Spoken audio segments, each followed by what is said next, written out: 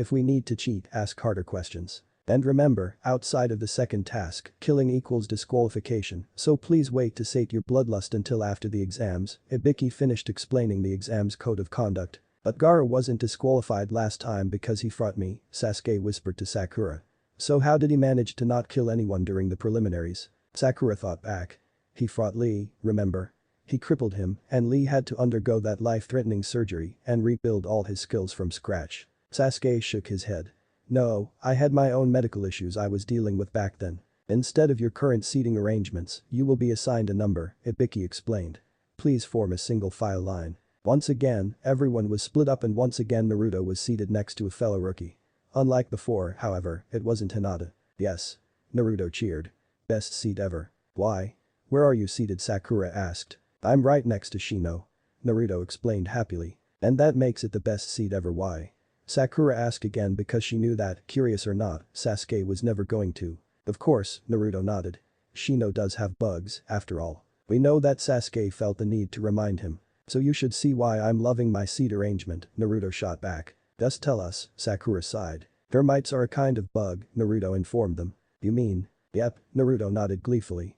Shino is my ultimate Kankuro defense. For the love of God, you do not need protection from me. Kankuro burst out from a few feet away. Naruto was rather loud, after all, so he'd heard half of the conversation at any rate. Although if you keep this up, you're threatening me while trying to convince me that you're not evil. Naruto asked incredulously. Temari, Gaara, I applaud you for staying sane as long as you have. Temari's eyebrows rose.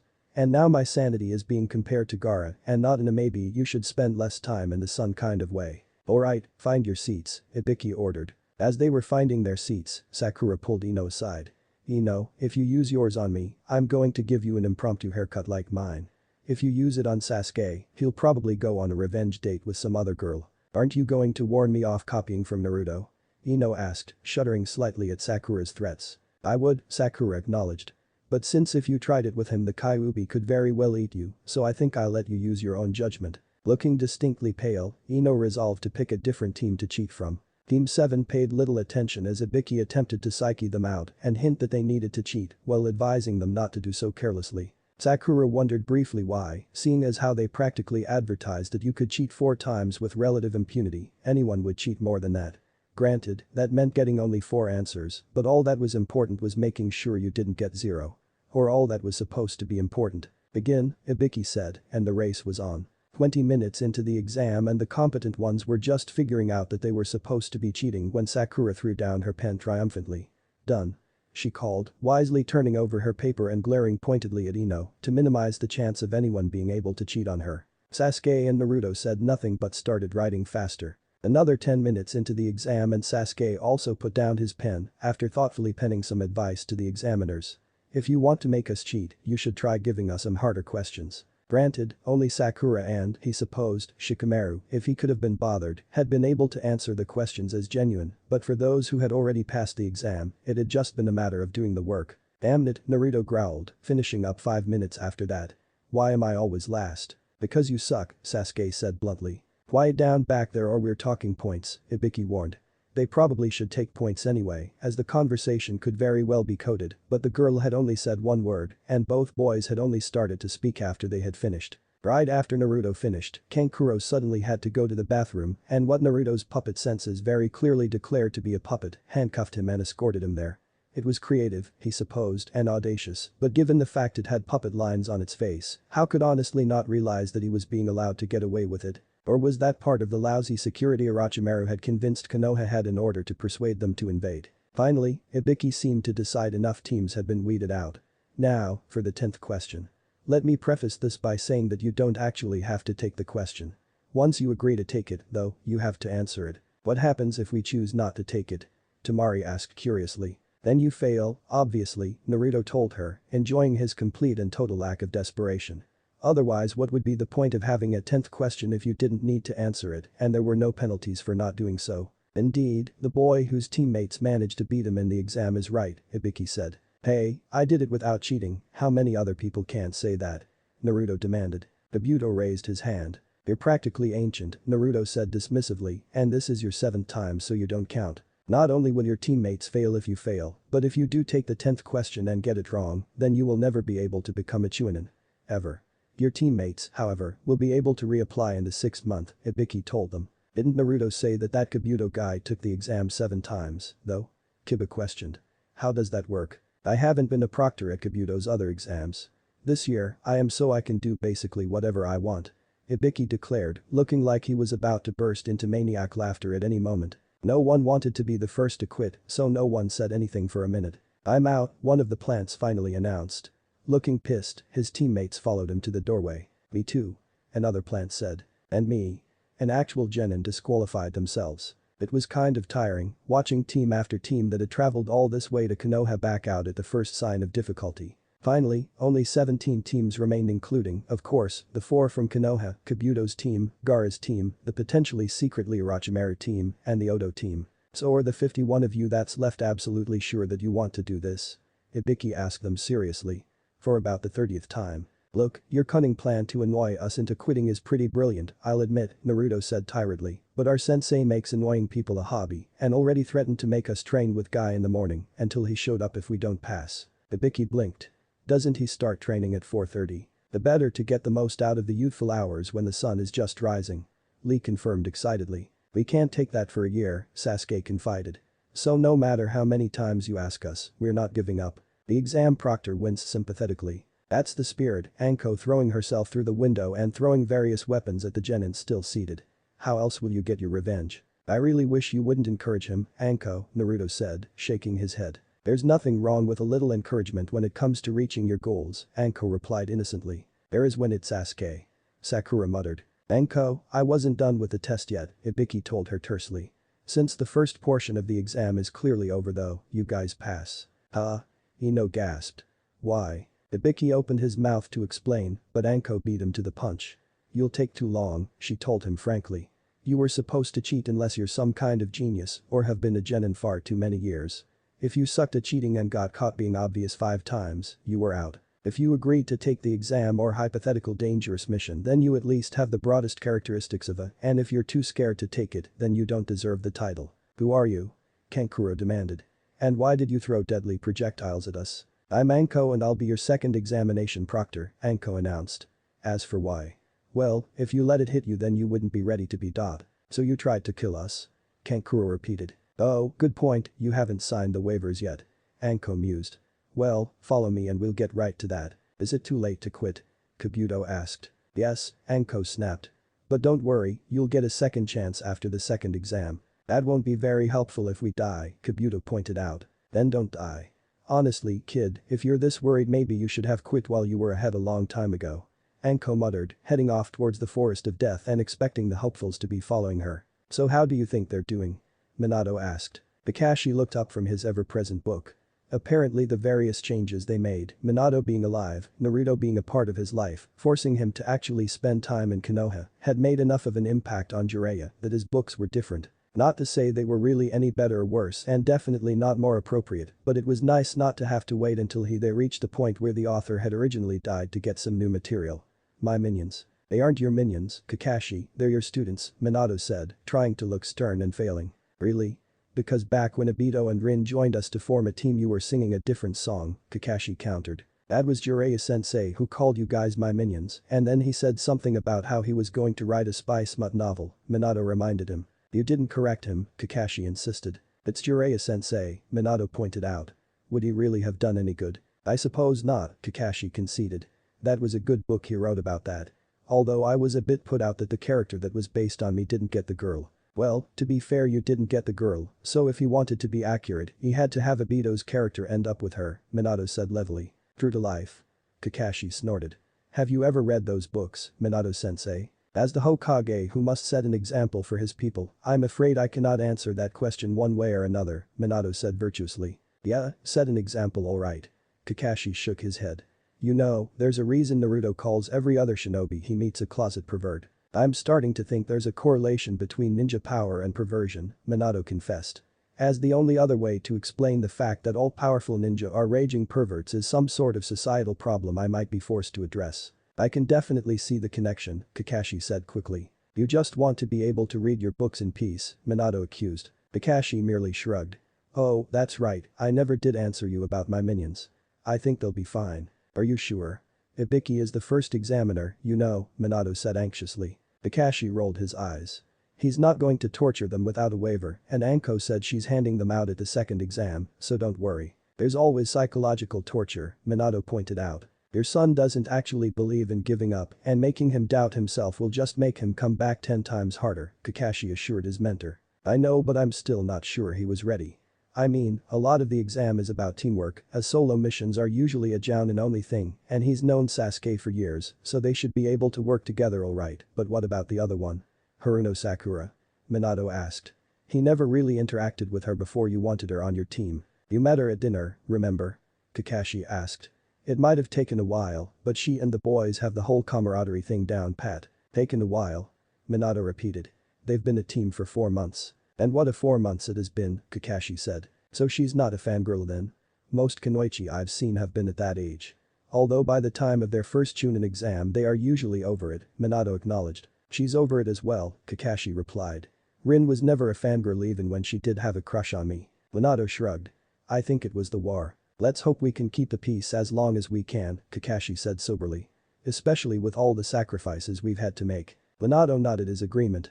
I agree with you that the Chunin exam is an excellent time to strike with all the foreign nationals running about, and hopefully our increased security will be enough to make sure that if anyone tries something they won't succeed. One final word of advice, Anko said after she finished explaining the rules and mildly molesting Kiba, who couldn't keep his mouth shut and got a kunai wound to the cheek that she just had to lick.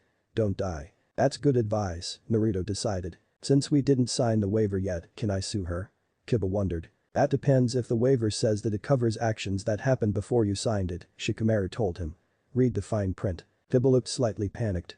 On the other hand, I'm sure I can just challenge Naruto when this is all over and his therapy jutsu will get me past this. His sensei is engaged to her, so I'm sure he's gotten mildly molested before. Naruto shuddered. I don't want to talk about it. So, Gaara, what did you think of the first part of the test? It was easy. It was, Naruto agreed. I didn't even need to cheat. Which is fortunate as it wouldn't have occurred to you to do so anyway, Sasuke pointed out. That was one time. Naruto protested. And your morals wouldn't have let you do it even if it had occurred to you, Sakura added. You know, I am this close to defecting to Gaara's team and letting you deal with Kankuro for 5 days, Naruto threatened. Oh, please do. Kankuro pleaded. Coward, Temari accused. You can't just defect to Suna, Naruto, Sakura said, shaking her head. Why not? Naruto demanded. Your dad would probably be pissed seeing as how he's the head of Konoha, she pointed out. So? What's a little teenage rebellion? Naruto asked rhetorically. If you're not there and we should meet that man, then I cannot guarantee Sakura would be enough to stop me from murdering him on the spot, Sasuke contributed. Naruto winced. Sorry Gaara. Maybe next time. Gaara, who hadn't expressed an opinion about Naruto changing teams one way or another and wasn't sure that was even allowed, blinked at him. Next time? I thought you intended to pass. Odd exams? Are there jounin exams? Sasuke asked. I have no idea, Naruto confided. Do you guys even live in Konoha?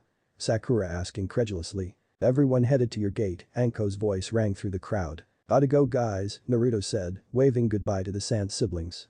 Good luck Temari. Why's that? She demanded. You think I'm weak? Oh, God no, Naruto shook his head. But you're going to be stuck in there for 5 days with your psychotic younger brother. Still, at least you'll have Gaara. Okay, first I'm evil, now I'm psychotic. I will never come back here again, Kankuro swore. Gaara, meanwhile, was considering building a vacation home there. These people were clearly a lot saner than those he'd left behind in Suna. Chapter 11. I've got to go to the bathroom, Naruto announced once they had been in the forest for about an hour. Later. Wait, I suggest we come up with a code word first, Sasuke said. In case someone tries to impersonate you. Naruto made a face. You just want to try and trick me with one of those stupid epic poems again, don't you? Stupid epic poems? Sakura repeated incredulously. It was only 5 or 6 lines. Well it seemed longer, Naruto said defensively. And someone might be spying on us so there's no point. Then what do you suggest we do? Sasuke asked sarcastically. Ask you something only you would know. Actually, all things considered, that would probably be the best plan, Sakura mused. It wouldn't even have to be personal just recently. We do have an advantage after all. I'm glad we've worked that out, Naruto said, heading for the bushes. Again, later. So do you think we'll run into that snake pedophile? Sakura asked conversationally while they waited. Sasuke sighed. I really wish you wouldn't call him that. And I really wish you hadn't run off with him, Sakura countered. But you know what they say. You can't always get what you want. When are you and Naruto going to drop the whole Sasuke had an affair with Orochimaru thing? Sasuke demanded. Sakura raised an eyebrow. That depends. Was that an admission? What? No. Sasuke protested. So you're still in denial then, Sakura concluded. I'm not in denial. Sasuke insisted. He paused.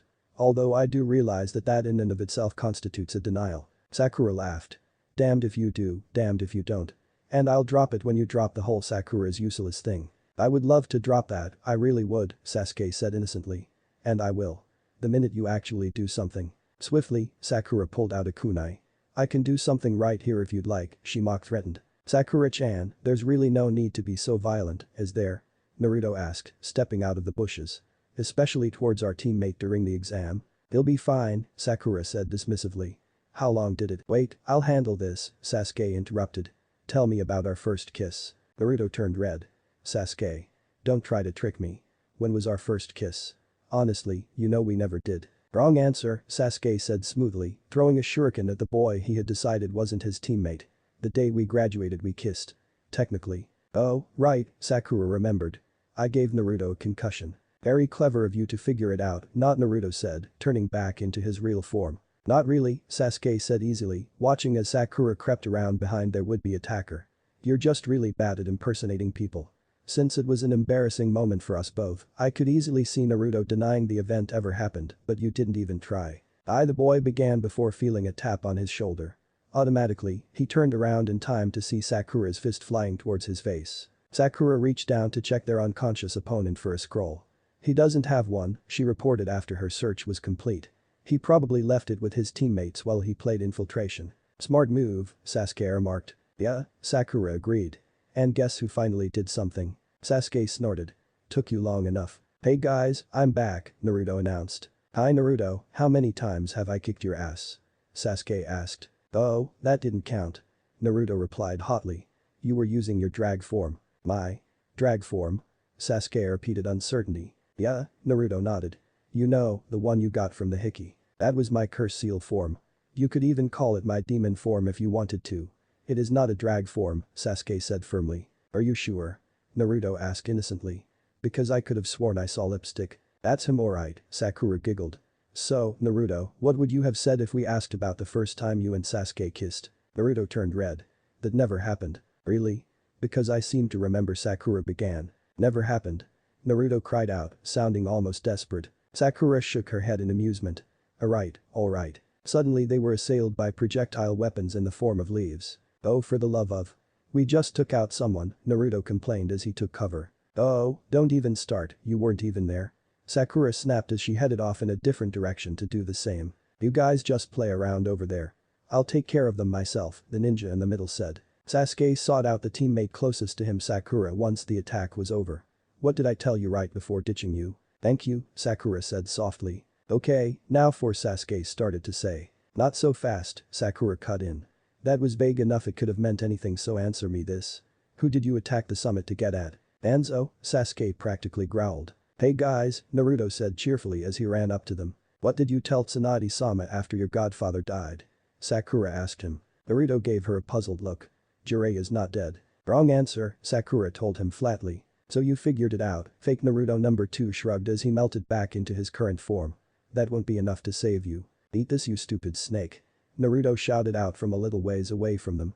Rasengan. There goes a giant snake, I'm sure, Sakura noted. We're both after a scroll, right? You have an earth scroll and I have a heaven one, the impostor said, lifting the scroll to his lips. Wait, Sasuke said suddenly. I know you. You're Orochimaru of the Sannin. Orochimaru paused and smirked.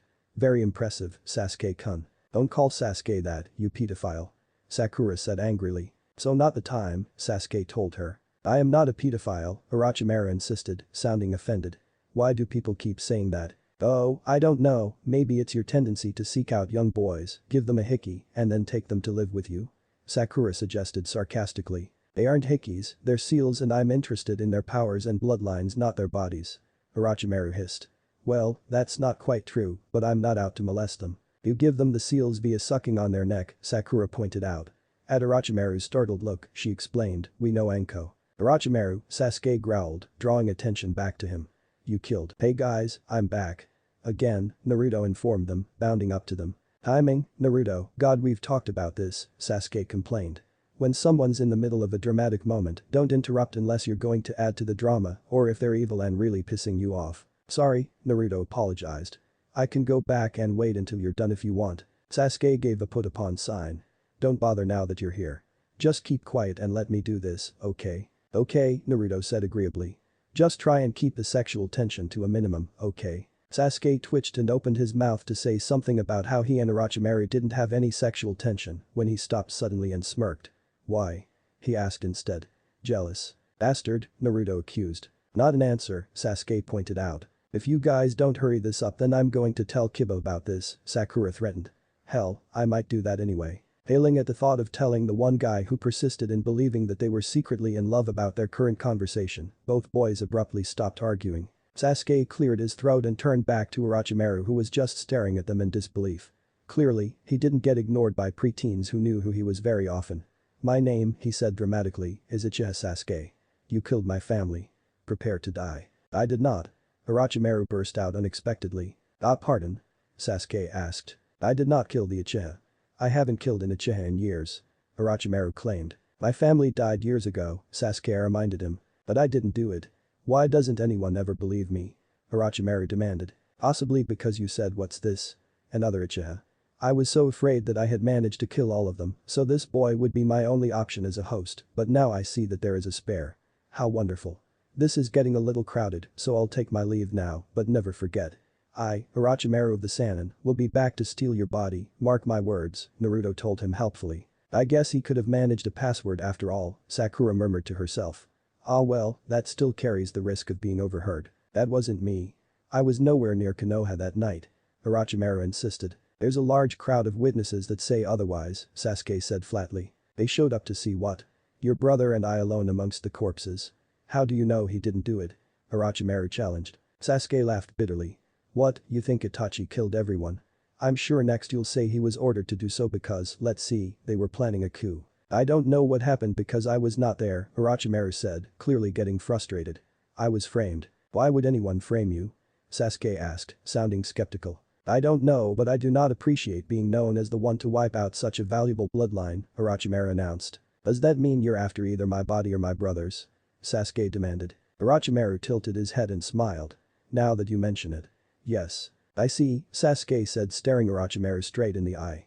Let me tell you what I think of your little proposal, he said slowly as he activates his Manjikyu Sharingan. Tsukiyomi. In less than 5 seconds, Orochimaru crumpled to the ground. Did you really just beat him? Sakura asked dubiously. I did indeed, Sasuke sounded smug as he quickly cast to counteract Manjikyu's corrosive tendencies. Total cop-out, Naruto complained. To be fair, Sasuke admitted, he probably didn't have any experience with the Sharingan if Madara is still pretending not to exist and definitely wouldn't expect me to have the Manjikyu Sharingan. From what I can tell, this is how Itachi beat Orochimaru when he went after him before leaving Akatsuki. Should we face him again, it will not be so easy. Sweet, he has a heaven scroll.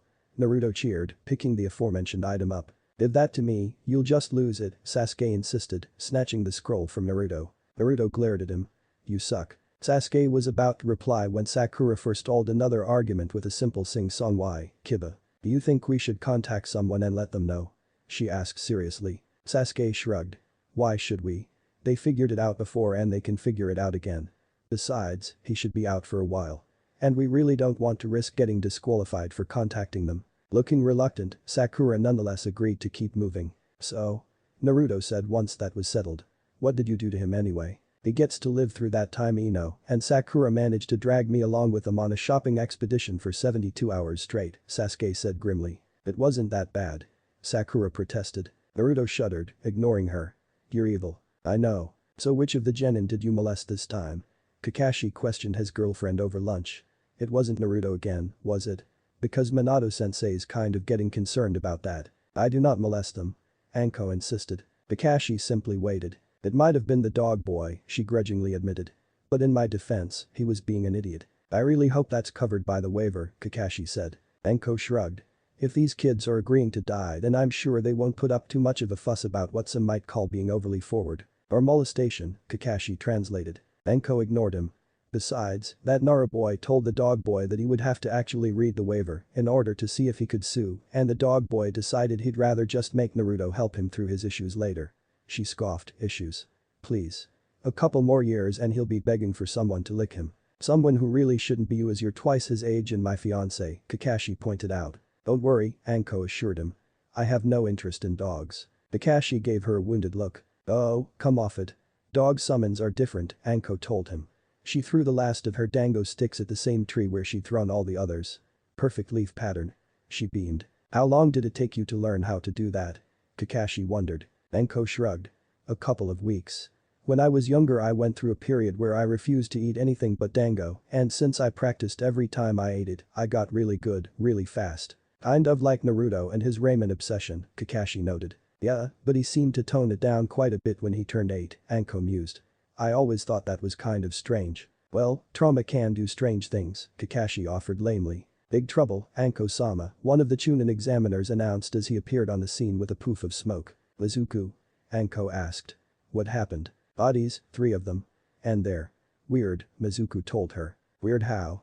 Anko demanded. Maybe you'd better come see for yourself, Mizuku said hesitantly. I'll come, too, Kakashi said immediately. Making their way to the site where the bodies had been discovered, they saw several of the examiners gathered around the corpses. After examining their papers and personal items, they seemed to be the hidden grass shinobi who were entered in this exam, but as you can see, they have no faces. They are blank. As if they were melted off, Katetsu explained. Anko looked horrified. Show me the pictures of these 3 people. They scrambled to do as she requested. Are you okay? Kakashi asked her quietly. He's back, Anko replied just as quietly. The last time I saw him he had just wiped out the Uchiha and was bound to steal the body of either an 8-year-old kid or a 13-year-old one. How could I possibly be okay? My mask had a feeling this would happen, Kakashi said, looking deadly serious. Of course, it seemed far-fetched, so I really couldn't tell anybody. Your mask, Anko repeated. That's what I said, Kakashi confirmed. What, is it psychic now? She asked incredulously. I don't know, do you want me to ask? Kakashi asked dryly. It either won't answer so it won't do any good or it will, and I might need to take Minato-sensei up on that long-standing offer of therapy. Why haven't you if he's so concerned? Anko wondered. Well there's no point, is it? He replied rhetorically. We can't talk about anything confidential, and that's where half of our various issues come from. What we need are ninja therapists. Like Obito, Anko supplied. Or Naruto when he gets older. Once the pictures were in her hand, her mood did not improve. Damn. So even then. Before the exam, I saw him. He was talking about his bloodlust and he kept using his tongue like an extra appendage. I should have known. I mean, seriously, who else does that? You probably would if you could, Kakashi muttered. True, Anko admitted. But I'm not part snake like he seems to be nowadays. This is bad guys, someone go tell Hokage-sama that Orochimaru's back and has infiltrated the exam. Send some Anbu captains to the Forest of Death. I'm going after him right now. We're going after him, Kakashi corrected. Anko didn't bother to argue, she just led the way into the forest. Hey look, it's Gaara. Naruto said excitedly. Hey Gaara. Gaara greeted the new arrival with a nod. Naruto. Oh, so you got another scroll, too? Sakura asked. Is it the one you needed? Temari, who was in the process of retrieving the scroll, quickly checked. Yeah, it is. But you guys want to walk back to the tower with us? Naruto offered. It will be fun. But you guys not see all the blood lying around and the crushed corpses strewn about? Kankuro demanded. Of course we do, Sasuke told him.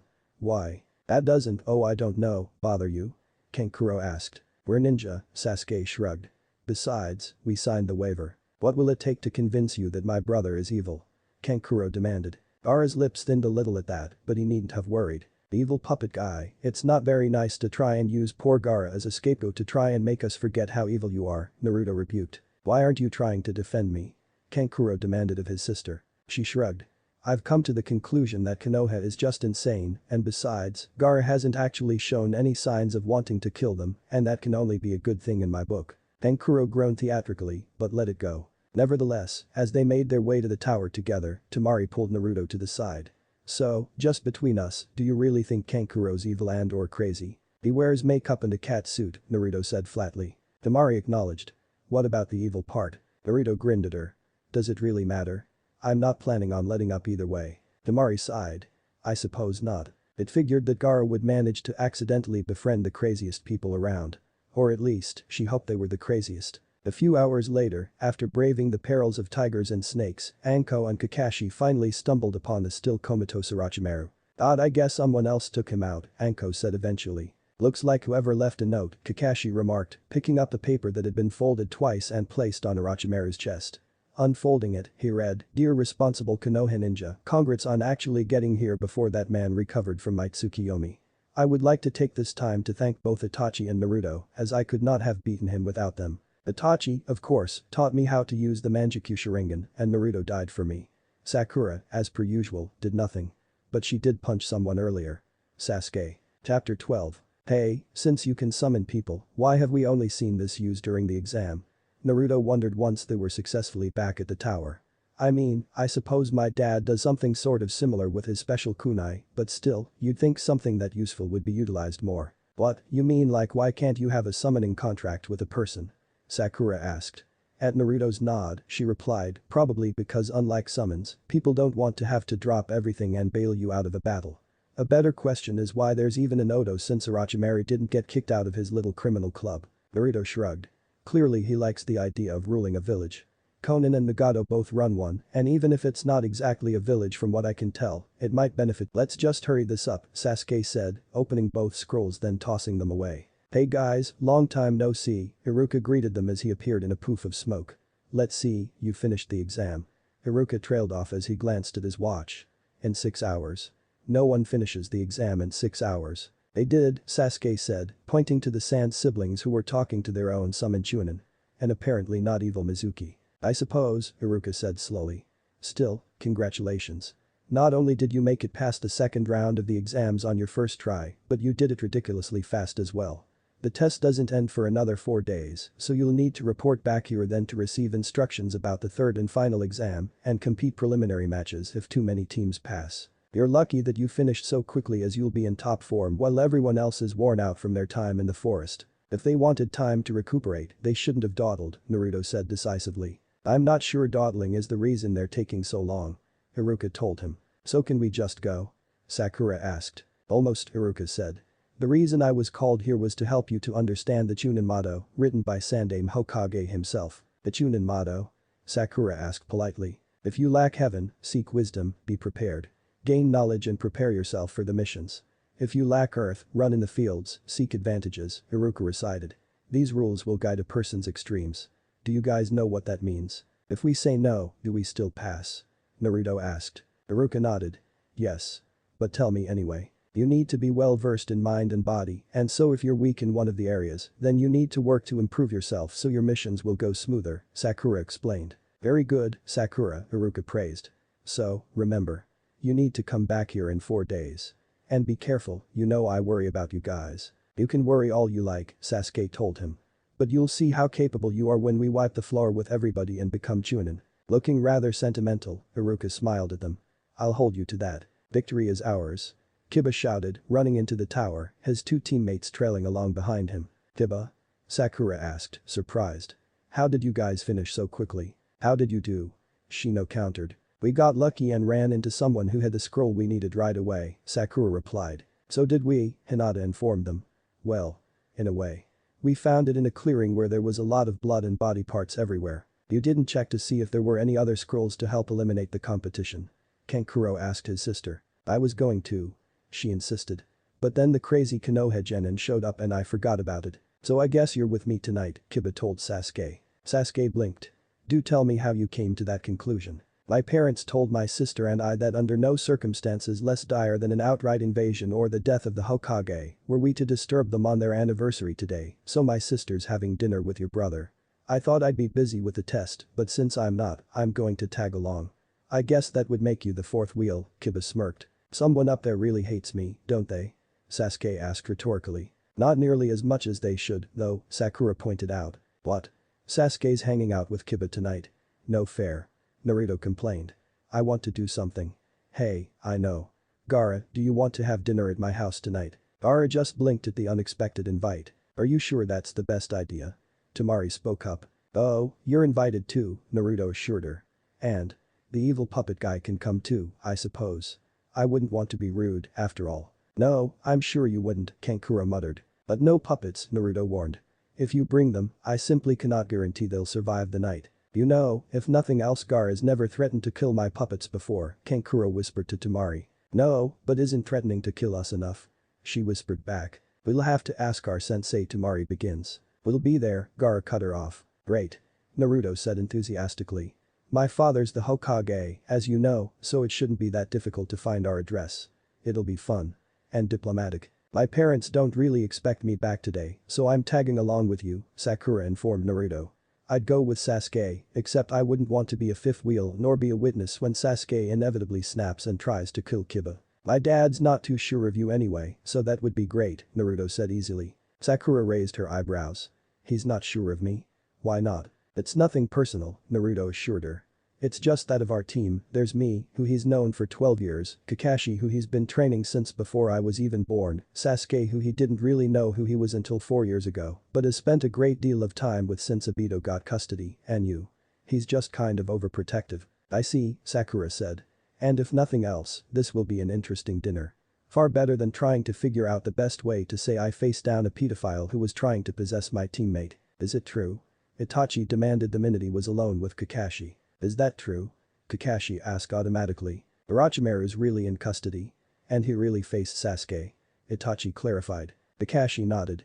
The note Sasuke left declaring Orochimaru's comatose state to be the after effect of his Tsukiyomi seemed to indicate that, but I haven't gotten a chance to ask him about it yet. Sasuke. Sasuke faced down Orochimaru and he's still alive, Itachi shook his head in disbelief. He even technically won. I never thought I would say this, but thank God for the Manjikyu Sharingan. How did you even hear about that so fast, anyway? Kakashi inquired. Itachi gave him a look that implied that that was a very stupid question. Confirmation of Orochimaru's capture can't be all you wanted to ask me about, Kakashi realized. If nothing else, you could ask Sasuke about it and you seem to like him more than me. True, Itachi replied to both points. But he spoke to Orochimaru. He had to have. I only met him once, but he seemed very garrulous. And this is a problem because… Kakashi asked before realization struck him. You're worried that he'll tell Sasuke the truth about the massacre. Can you blame me? Itachi asked rhetorically. By all rights, I shouldn't even be here. That kind of mission was one that could never be admitted to and a scapegoat was needed. I knew that. If Orochimaru was willing to take responsibility or credit, most likely, in the world of the missing nin back then, why do you think he would suddenly confess now? Kakashi asked. I'll admit, I could never figure out why Orochimaru was in the village in the first place, or how he knew what was happening, or if he knew or just happened to be passing by and saw an opportunity. Either way, he must have had his reasons. Itachi nodded. I know and I'm not saying he would claim innocence to the world, but if he entered the exam then clearly he's chosen to go after Sasuke. That makes sense as he's just a genin no matter how exceptional, and you're a jounin who used to be an Anbu, Kakashi pointed out. Why did Hokage-sama take me out of Anbu after that? Itachi asked. Kakashi shrugged. I suppose Minato-sensei had decided you'd sacrificed enough. Itachi merely shook his head at that. If Orochimaru can convince Sasuke of the truth or at the very least plant the seeds of doubt in his mind, he could turn him against Konoha, and if he gives him a curse seal, it will mess with his mind and could convince him to leave. We don't know if Orochimaru knew that it was ordered or about the planned coup, Kakashi reasoned. No, but finding out the truth about me. Itachi trailed off. It might be enough. You don't want him to hate you. As expected, Itachi didn't respond. Even if Sasuke does at some point get a curse seal, he won't just jump ship that easily. And it was even true. Sasuke hadn't defected until after running into his older brother again, ironically trying to make sure he'd stay safe in Konoha, getting his ass kicked and lying comatose for weeks after experiencing a particularly vicious Tsukiyomi. I wouldn't call finding out that the near-complete annihilation of his entire clan wasn't an impulsive act of a madman counts as so easily, Itachi countered. Even if Sasuke were to realize the truth, he spent too many years hating Orochimaru to go to him now. And Sasuke really hates Orochimaru. So much that I'm starting to worry. Why would he listen to anything he had to say?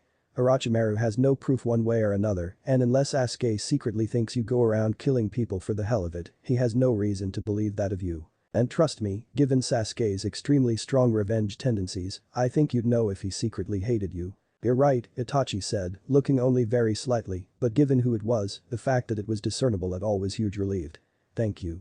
Kakashi wondered briefly why Itachi had chosen to have that conversation with him of all people, but then again, considering his only other options were the Hokage who had ordered him to do it in the first place or Jiraiya, maybe it wasn't too surprising. As Gaara had decreed, the Sand siblings arrived at Naruto's house promptly at 6:30. Sakura was already there, having simply followed her friend home to commence operation. Convince the Hokage I'm at least as sane as the rest of the team and not useless no matter what Sasuke says. To their slight surprise, Baki was with them. Clearly he wanted to make sure the Kazukige's kids didn't spill anything classified to the Hokage, never mind if they let anything slip about their possible involvement in the invasion that might not even happen. "Ah, you must be Naruto's new friend sensei," Minato greeted him. "I saw your profile earlier." Baki, right. Baki nodded. "Indeed, Hokage-sama. We were going to have calamari, but Naruto insisted that after such a harrowing experience as the second exam, he simply had to have ramen," Minato explained, leading the way to the dining room. "After hearing that he faced down with one of our most dangerous missing nin, I decided he deserved it. I hope you don't mind." "Ramen's fine," Temari informed him. "It isn't very popular in Suna, so we don't get a chance to eat it very often." Naruto, who was about to start eating, dropped his chopsticks and started in a penmanhoritor. "Breathe, Naruto," Sakura advised. "No. Ramen?" Naruto asked weakly. "Is he really that obsessed with it?" Kankuro asked incredulously. "Yes," Sakura and Minato said simultaneously. "He would sell his soul for a bowl of ramen," Sakura declared. "Or at least rent it out," added Minato. "Hey, whose side are you on, anyway?" Naruto demanded. "I wasn't aware that there were sides," Minato told his son. "Of course there are. Kankuro uses puppets and Naruto is stage whispered." "Ah yes," Minato nodded understandingly. "I see. Is it a bad thing to use puppets in Konoha?" Baki inquired. "Not really," Minato responded. "He just has severe puppet issues. I'm not sure why, but it's kind of a long-standing thing." The two adults quickly drifted into their own conversation about the exams that the people actually taking them couldn't care less about. "So Gaara, do you think we'll need to have prelims?" Sakura asked, trying to draw the silent boy into the conversation. "It doesn't matter if we do, I'll take down anyone in my way," Gaara answered her seriously. "Can you try not to kill any of my other friends?" Naruto asked. "I like them. Aren't you friends with half of the people still in the exam?" Temari asked. "No," Naruto replied easily. "Just you, Gaara, Sakura, Sasuke, Kiba, Hinata, Shino, Ino, Shikamaru, Choji, Niji, Lee, and Tenten. Anyone else, I really don't care." "The list would be helpful," Gaara informed him. "I'll get right on that," Naruto proclaimed. "So I don't make the cut?" Kankuro demanded. "You see me just as much as you see my siblings." "Yeah, but..."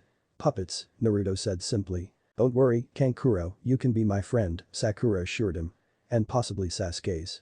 Although he usually likes to pretend he doesn't like people who aren't either on his team or live with him." "So I heard Orochimaru showed up at the exams," Rin decided to bring up what they were all thinking about anyway. "It's a good thing he didn't get away, but I hope he regains consciousness soon so we can find out what he's up to." "I can't believe he has the nerve to come back here," Obito practically growled. "First he betrays Konoha, then he kills almost my entire family, and now he's coming after Sasuke. And I'm still not over what he did to me," Anko added. "I just wish I could remember why he abandoned me." "Maybe he didn't," Kakashi suggested. "Maybe you left him." "Maybe," Anko said dismissively. "I was pretty young though, so I kind of doubt I would have been strong enough." "You've always been strong enough," Kakashi said loyally. "Have you talked to Itachi or Sasuke about Orochimaru yet?" Rin asked her husband. Obito shook his head. "No. Sasuke's traumatized enough and he has to deal with Orochimaru trying to steal his body, and Itachi not only has to worry about Sasuke, but he was actually there when everyone died. I'm really not sure what there is to say." "Sometimes there isn't anything to say," Rin replied. There was a contemplative silence which Anko broke with a, "So did you hear about Sasuke's note after he somehow managed to incapacitate Orochimaru?" It read like it was an acceptance speech. Obito snorted. "Given what a huge feat that was, everyone's hatred of Orochimaru, and the blatant favoritism we've been receiving since the massacre, I wouldn't be surprised if he did win some kind of award for this. Although heaven help him if Sakura finds out that he called her useless again in it." Kakashi shook his head. "Is she really useless, though?" Rin asked curiously. "Because I've seen her around at the hospital and she seemed to know what she was doing. I wouldn't have dealt with all those protests about how I can't stack the team if she was," Kakashi answered. "Although given her test scores, I still would have gotten them." "Then why does Sasuke keep saying that?" Anko asked. "Probably the same reason he keeps calling Naruto an idiot. To piss his teammates off," Obito guessed. "And then there's that," Kakashi acknowledged. "Mostly I think it's just that since he's one of three of the only people around with the Sharingan since the massacre, and Naruto's the Hokage's son, Sakura's civilian background makes her stand out as the normal one on the team." "You were going to say 4 people with a Sharingan, weren't you?" Obito said knowingly. "No," Kakashi cursed his slip-up. He really had no reason for knowing about Madara. Danzo's dead, though, so we really don't have to worry about him, Obito told him. He made a face. I still can't believe he would have taken one of Shisui's eyes like that. Wasn't it enough that the poor kid drowned himself? Kunai dodged. Don't you have any other friends you could hang out with? Inyazuka Hana demanded. But such late notice, that would be rude, Kiba said virtuously. And we can't have that. You know what else is rude? Hana asked rhetorically. Crashing your siblings' date. And that goes for both of you. This is my house, Sasuke pointed out. And I would have just gone over to Naruto's like apparently everyone else was doing, but Naruto specifically made sure to tell me I wasn't invited and I should spend time with family, despite the fact he's letting Sakura tag along. We may as well make the best of it, Itachi said calmly. And we can hear how they did in the first 2 exams. What are you even doing out of the forest so early? I had heard that you can't leave until the 5th day, Hana remarked. You only need to stay until you pass, Kiba said simply. And we did. Already? Hana sounded shocked. Impressed? Kiba asked smugly. To be honest, I'm amazed you passed it all. Hana admitted. That makes 2 of us, Sasuke muttered. They just ended up literally stumbling onto a scroll. Well, if someone is going to be so careless as to leave one lying among a bunch of dismembered corpses, I don't see why we should take advantage of it, Kiba said heatedly. And what do you mean you're amazed we passed?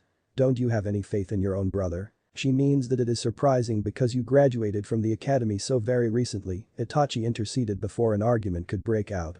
Usually Jounin wait at least a year to enter their students as guided.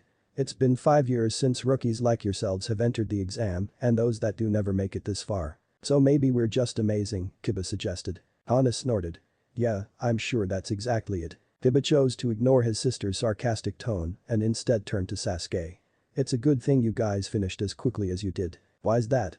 Sasuke asked cautiously. Because otherwise poor Sakura would have been stuck between you, Naruto, and your unresolved sexual tension, he smirked. Sasuke wondered how much Itachi and his girlfriend would complain if he were to just stab Kiba right there. Kiba, Hana scolded. There's no need to be so rude. Rude? Try to be honest. You haven't seen them together. And from what Sakura told me about the conversations they had during the exam. Kiba shook his head. Sasuke realized that perhaps Sakura was more serious about not being called useless than he thought. Although I suppose having to deal with 2 people who are so obviously in love is less awful than having to face down that snake guy, Kiba noted. Sasuke noticed Itachi stiffening slightly, but the 2 in Yazuka didn't. Yes, facing down an S-class criminal is a bit more than should reasonably be expected from us in Chunin exams. I'm kind of surprised you didn't kill him once you had him at your mercy, actually, Kiba confessed. It didn't occur to me, Sasuke lied. I mean, as much as I hate him and want him dead, I'm only 12 and I want to put off my first kill until after I become a Chunin at the very least. Besides, this way Konoha can't see why he was here or if it was just for me. And he said it all with a straight face, too. Did you confront him about what happened? Hana asked curiously. Sasuke rolled his eyes. I tried to. We got separated and Naruto came back in the middle of it and ruined the atmosphere. So he didn't say anything to you? Itachi pressed. He kept talking about how he wanted my body, but that did not, in fact, make him a pedophile like Naruto, and Sakura seemed to think it did, Sasuke explained. He also started to say something about how the massacre wasn't his fault, but I didn't need to hear his excuses. Itachi relaxed marginally. Crisis averted. Or at least put it on hold until Orochimaru woke up. We should do this again sometime, Naruto said, standing in the doorway as Sakura and the Suna delegation were about to leave. I even forgot to be terrified of Kankuro after the first half hour. It was probably the lack of puppets, Gaara suggested. True, Naruto agreed. Of course, the next time I see him he'll be armed again, but it was nice not to have to worry about them for one night. Thank you for your hospitality and a most stimulating discussion, Baki said politely. The pleasure was all mine, Minato said pleasantly. It's nice to hear about other parts of the world. Kankuro pulled Sakura off to the side. You're his teammate, right? You have to know. Have to know what? Sakura asked, puzzled. Why does he keep doing that? Kankuro demanded. I mean, for the love of God, they're puppets. He can't seriously be that bothered by them. He's not afraid of Gaara, so why is he making a big deal about me? Sakura cocked her head at him. You really don't know. If I did I wouldn't be asking, Kankuro replied. Sakura sighed. He'll probably yell at me for spoiling his fun but. Naruto's a Jinchuriki. I know, Kankuro said, sounding confused. But I thought no one here cared. We don't, Sakura confirmed. But Suna apparently does. I have no problem with Naruto aside from his insistence that I'm evil and neither does anyone else here for the exams, Kankuro told her. But you do care that your brother is, Sakura pointed out. Kankuro stared at her. Yeah, but he kills people. frequently. And not just the ones he's supposed to. I kind of figured. Either way, I think the fact he's responded so strongly to Naruto just hanging around and bugging you guys is kind of telling, don't you? Sakura asked. And sad. So Gaara apparently wants people to talk to him. Kankuro still sounded lost. How does that translate into Naruto avoiding me? Naruto may not have to face any prejudice on a day-to-day basis, but he could see from the minute we met you that Gaara does, Sakura explained. I know that he kills people, and it's not my place to judge, but Naruto doesn't like it when anyone's shunned for something they can't help, and the fact that Gaara is a Jinchuriki like him just makes it resonate more. So you're saying? Kankuro trailed off, uncertain. Naruto's treating you like he sees you treat your brother, Sakura confirmed. Although with less actual fear and more over-the-topness as this is Naruto we're talking about. I see, Kankuro said finally. I appreciate the clarification. Alright, I have half an hour before I need to be there for the end of the second part of the exam, Minato announced. Orochimaru had woken up sometime during the night and Minato wanted to be there for the pre-torture interrogation. So did Obito and Itachi, actually, but Minato was too concerned that Orochimaru might say something about how the massacre wasn't his doing, and the last thing any of the Uchiha needed was to have the truth become a family secret. As Minato claimed that Obito had too much personal interest in the matter in order to exclude him, Itachi could not be in attendance either. Kakashi, however, decided to tag along. Ostensibly, it was because he could but really he wanted to see if the confrontation in the forest had raised a snake Sannin suspicious or if he had any real idea about what happened the night of the massacre. Ibiki nodded. Understood. Even though Ibiki didn't know the truth, he had been in that line of work far too long to ask any questions should the subject come up. He opened the door to the containment room holding Orochimaru. Greetings, he said pleasantly. My name is Ibiki and I'll be your interrogator for today. I would advise you to cooperate as this part doesn't have to be painful. Orochimaru simply glared at him. Minato. You're looking well. I wish I could say the same, but you've apparently sold your soul to a snake demon, Minato returned evenly. We'll start with a nice easy question and work our way up from there, Ibiki informed his prisoner. What is your name? What's my name? Orochimaru repeated. If you didn't know that then why in the world did you arrest me? Do you think I'm an impostor? If I were going to disguise myself, why would I choose the appearance of someone liable to get arrested if not outright killed in Konoha? What is your name? Ibiki asked again. Orochimaru sighed. There really was little point antagonizing them on the basics. Orochimaru. How old are you? Ibiki asked. Orochimaru snorted. Why don't you try and ask Tsunade that question? I'm sure you could provide us with your age just as well as she can, Ibiki countered calmly. How old are you? 51, Orochimaru replied. Why are you a missing nin? Ibiki asked. Because Sarutobi-sensei was an old fool, Minato is a young fool, and I wouldn't touch a cursed necklace, Orochimaru answered promptly. Mark that down as I didn't become Hokage, the Yondaime had a problem with me experimenting on the people of Konoha, and I wouldn't touch a cursed necklace, Kakashi advised. Why did you come back? Ibiki continued. I was feeling nostalgic, Orochimaru claimed. Nostalgic? Ibiki repeated. For what? The scenery. Attacking pubescent boys. The Forest of Death was always a favorite training ground for me and my snakes, Orochimaru insisted.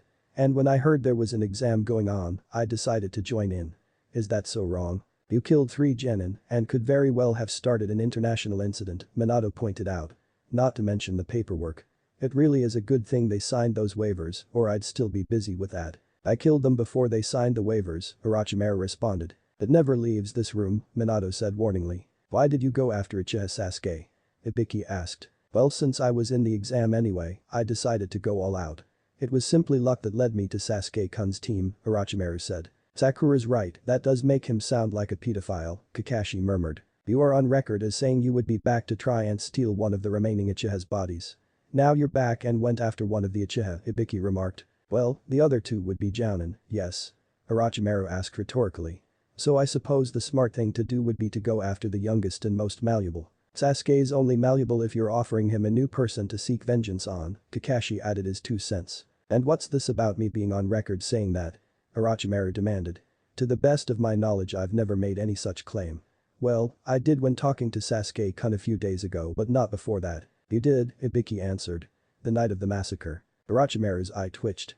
For the love of God, how many times do I have to tell you people that I am innocent? It might be a little more convincing if you weren't so unrepentantly evil, Kakashi confided. Be that as it may, we are not here to talk about the massacre, Minato spoke up. Ibiki, I do not want anything he says on that subject to make it to the records. Yes, Hokage-sama, Ibiki agreed. And why's that? Orochimaru sneered. Want to protect your precious student and your son's teammate from the knowledge that Itachi killed them? You wish to deny the involvement you so proudly proclaimed just 4 years ago in order to pin the blame on one of the few survivors?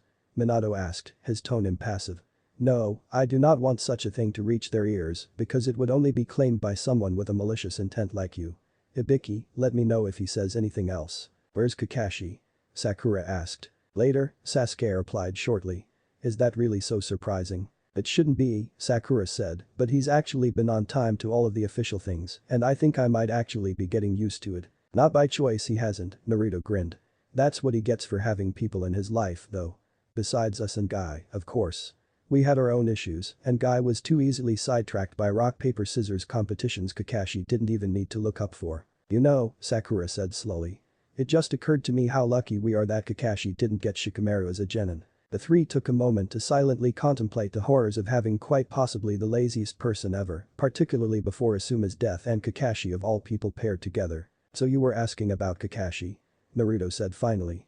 He and my dad are witnessing the beginning of Ibiki's interrogation. They always ask a few questions before they do anything to see how cooperative the victim's going to be. My dad's there because it's a threat to village security and Kakashi went to make sure that snake pedophile doesn't know anything. Aside from the fact that we claimed that Jiraiya or, more specifically, Naruto's godfather, who we all know as Jiraiya was dead, I don't think we gave anything away, Sakura said slowly. The fact that Sasuke has a Mangekyou Sharingan isn't common knowledge, but it's not exactly a secret, either. You know, Sasuke felt the need to point out, if you had just let me kill him like I wanted to, we wouldn't have to worry about this. Sasuke, if we let you kill everyone you wanted to, you would be classified as a natural disaster, Naruto said flatly. I'm not that bad. Sasuke argued. Sakura? Naruto asked. Outvoted, Sakura informed Sasuke. I hate you both, Sasuke informed them seriously. So we've heard, Naruto said airily. Besides, you've seen how shocked everyone is that you just managed to put Orochimaru in a position to be captured, Sakura reminded him. Imagine how they'd react if you managed to kill him. We simply do not need that kind of scrutiny. No one would have to know it was me, Sasuke said. I'm pretty sure the Yamanakas have some kind that works posthumously, Sakura countered. Well, if I destroyed the brain then that wouldn't be a problem, Sasuke insisted. Yeah, but then everyone would start freaking out because there was an S-class missing Nin Gate crashing and some other mysterious and possibly nefarious vigilante on the prowl, Naruto replied. And then they could very well cancel the exam. Or at the very least make us drop out. And do you remember what Kakashi said about if we don't pass this exam? Sasuke couldn't suppress a shiver. Yes. I agreed to let him live for now, didn't I? I never thought I'd see the day when something was more important to Sasuke than revenge, Sakura said, shaking her head in awe. Even if that something is avoiding Guy's training. I think he's making progress. I don't know, Naruto said, he already killed the Unholy Alliance in this timeline and everyone else who he wanted revenge on in the previous one. The fact he's already gotten vengeance could explain why he's more patient about getting it again. Sasuke decided to ignore them as a bedraggled Ino chose that moment to jump on his back. Sasuke-kun. I'm so glad you passed. Ino beamed at him. Not that I had any doubt, of course. I'm so glad to be out of that forest after 5 days. I honestly can't believe I survived 5 days with Shikamaru and Choji. Honestly, those two would be lost without me. Ino, if you haven't bathed in 5 days, kindly get off of me, Sasuke told her, removing her arms from their stranglehold around his neck. Huh? You mean you have? Ino blinked, surprised. But how? It comes from being incredibly awesome and finishing the exam in 6 hours, that's how Kiba declared, walking up to them leisurely. Or by being Sasuke. Hey, your brother doesn't talk much, does he? You don't think much, do you? Sasuke countered. Sakura, I am so very happy to see that you have made it past the second round, Lee said cheerfully, clasping her hand. Now we are one step closer to the path of Chunin and true love. I said I'd think about it, Sakura corrected, and only after we're friends first. How youthful. Lee exclaimed. And Sasuke. I will fight you in the finals. Eyeing Niji, Sasuke responded monotonously, if it is fated. Lee and Tenten both immediately shot looks at their teammate, but he paid the comment no mind. Hey Gaara. Temari. Over here, Naruto called. The Sand siblings made their way over to where the Rookie 9 and Guy's team were waiting. These guys are great, Naruto vouched for the team from Suna. Even the evil soulless puppet wielder? Choji asked. Well. He's decent, Naruto admitted. Hello Naruto, Kankuro said pleasantly. I see you forget to greet me. Not to worry, I know that these things happen sometimes. Sakura? Naruto asked dangerously. Yes?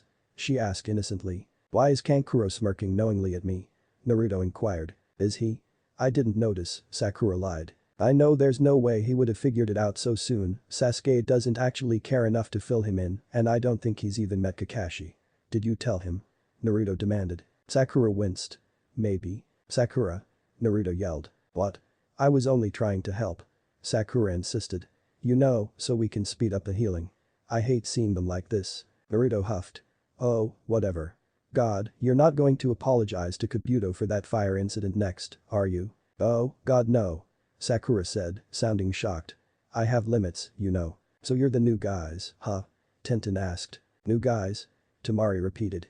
We're not new, just from Suna. Naruto seems to make it a point to collect friends, Tenten explained. People may try to resist, notably Neji, but in the end, it's inevitable. You'll either become his friend or die trying not to be. That's kind of morbid, Temari noted. Only if you're one of the stubborn ones, Tenten replied, holding out her hand. I'm Tenten, by the way. Temari introduced herself, taking the offered hand. Please don't take this the wrong way, but I think you may be the sanest person I've met here. I get that a lot, Tenten confessed. Hello everyone.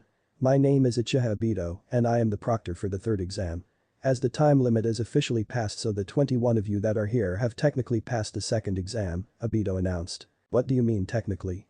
Shino asked. 10.5 matches would go on for far too long, so we're going to have preliminary matches, Obito explained. What? That's not fair. Kiba protested. Yeah, we made it through the second stage. We should get to go to the third stage, Ino agreed. The second exam is not over until we say it's over, Obito said sternly. And if you guys are seriously going to complain this much every time you hear something you don't like, you're not ready to be Chunin. Wisely, everyone else decided to withhold their objections. Great, now since we have an odd number of people, that would mean that either one person would have to fight themselves, Obito informed them. And well, this isn't always easy for most people nor for the judges trying to determine if the person won or lost. I've seen it done. Couldn't the odd man out just get a bye? Kabuto asked sensibly. There are no free rides. Obito declared. You want a promotion, you have to earn it. That said, would anybody like to choose this time to quit? Preferably 1, 3, or even 5 of you. There's always the possibility the person fighting themselves may win, and we'd be stuck with an odd number for the third exam. Well, that can also be done, it doesn't reflect well on your mental health, and we do have some minimum sanity requirements that must be met for promotion. I can see why that might cause problems, Kabuto nodded sagely.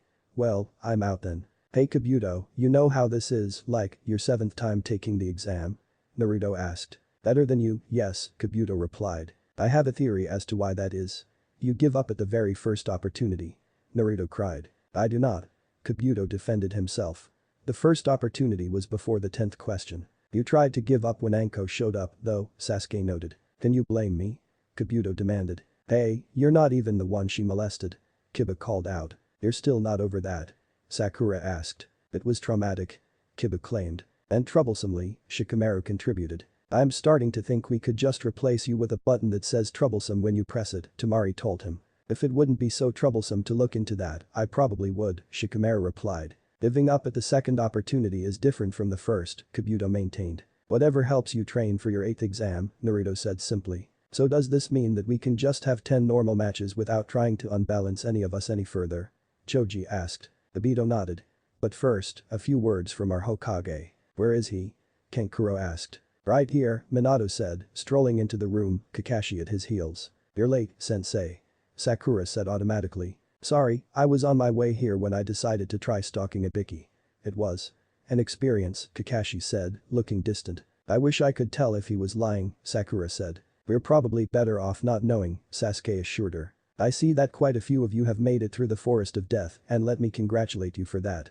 Unfortunately, due to time constraints, Minato began. Naruto snorted quietly. Time constraints. Please. They waited 3 hours for Sasuke. We have no choice but to have a preliminary round right now. Normally, you all would be on equal footing as you would be fresh from 5 days of survival training, but this time nearly half of the remaining applicants finished inordinately early, but being well rested is just their reward for doing so well on the exam. This year has some of the most talented genin that I've seen in the exams for quite some time, so I'm sure that with a little extra training, you all can pass an exam in the near future, even if that exam is not necessarily this one.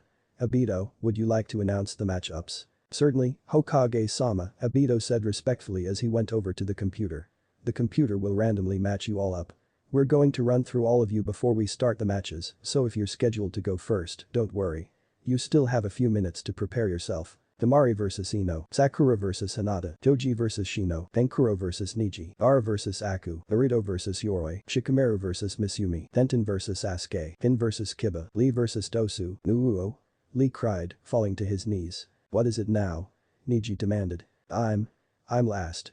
Lee said, sounding heartbroken. Well, you have to learn patience sooner or later. Niji sounded like he was trying to convince himself. Gaara? Kankuro asked tentatively. Are you alright? Oh yes, Gaara replied.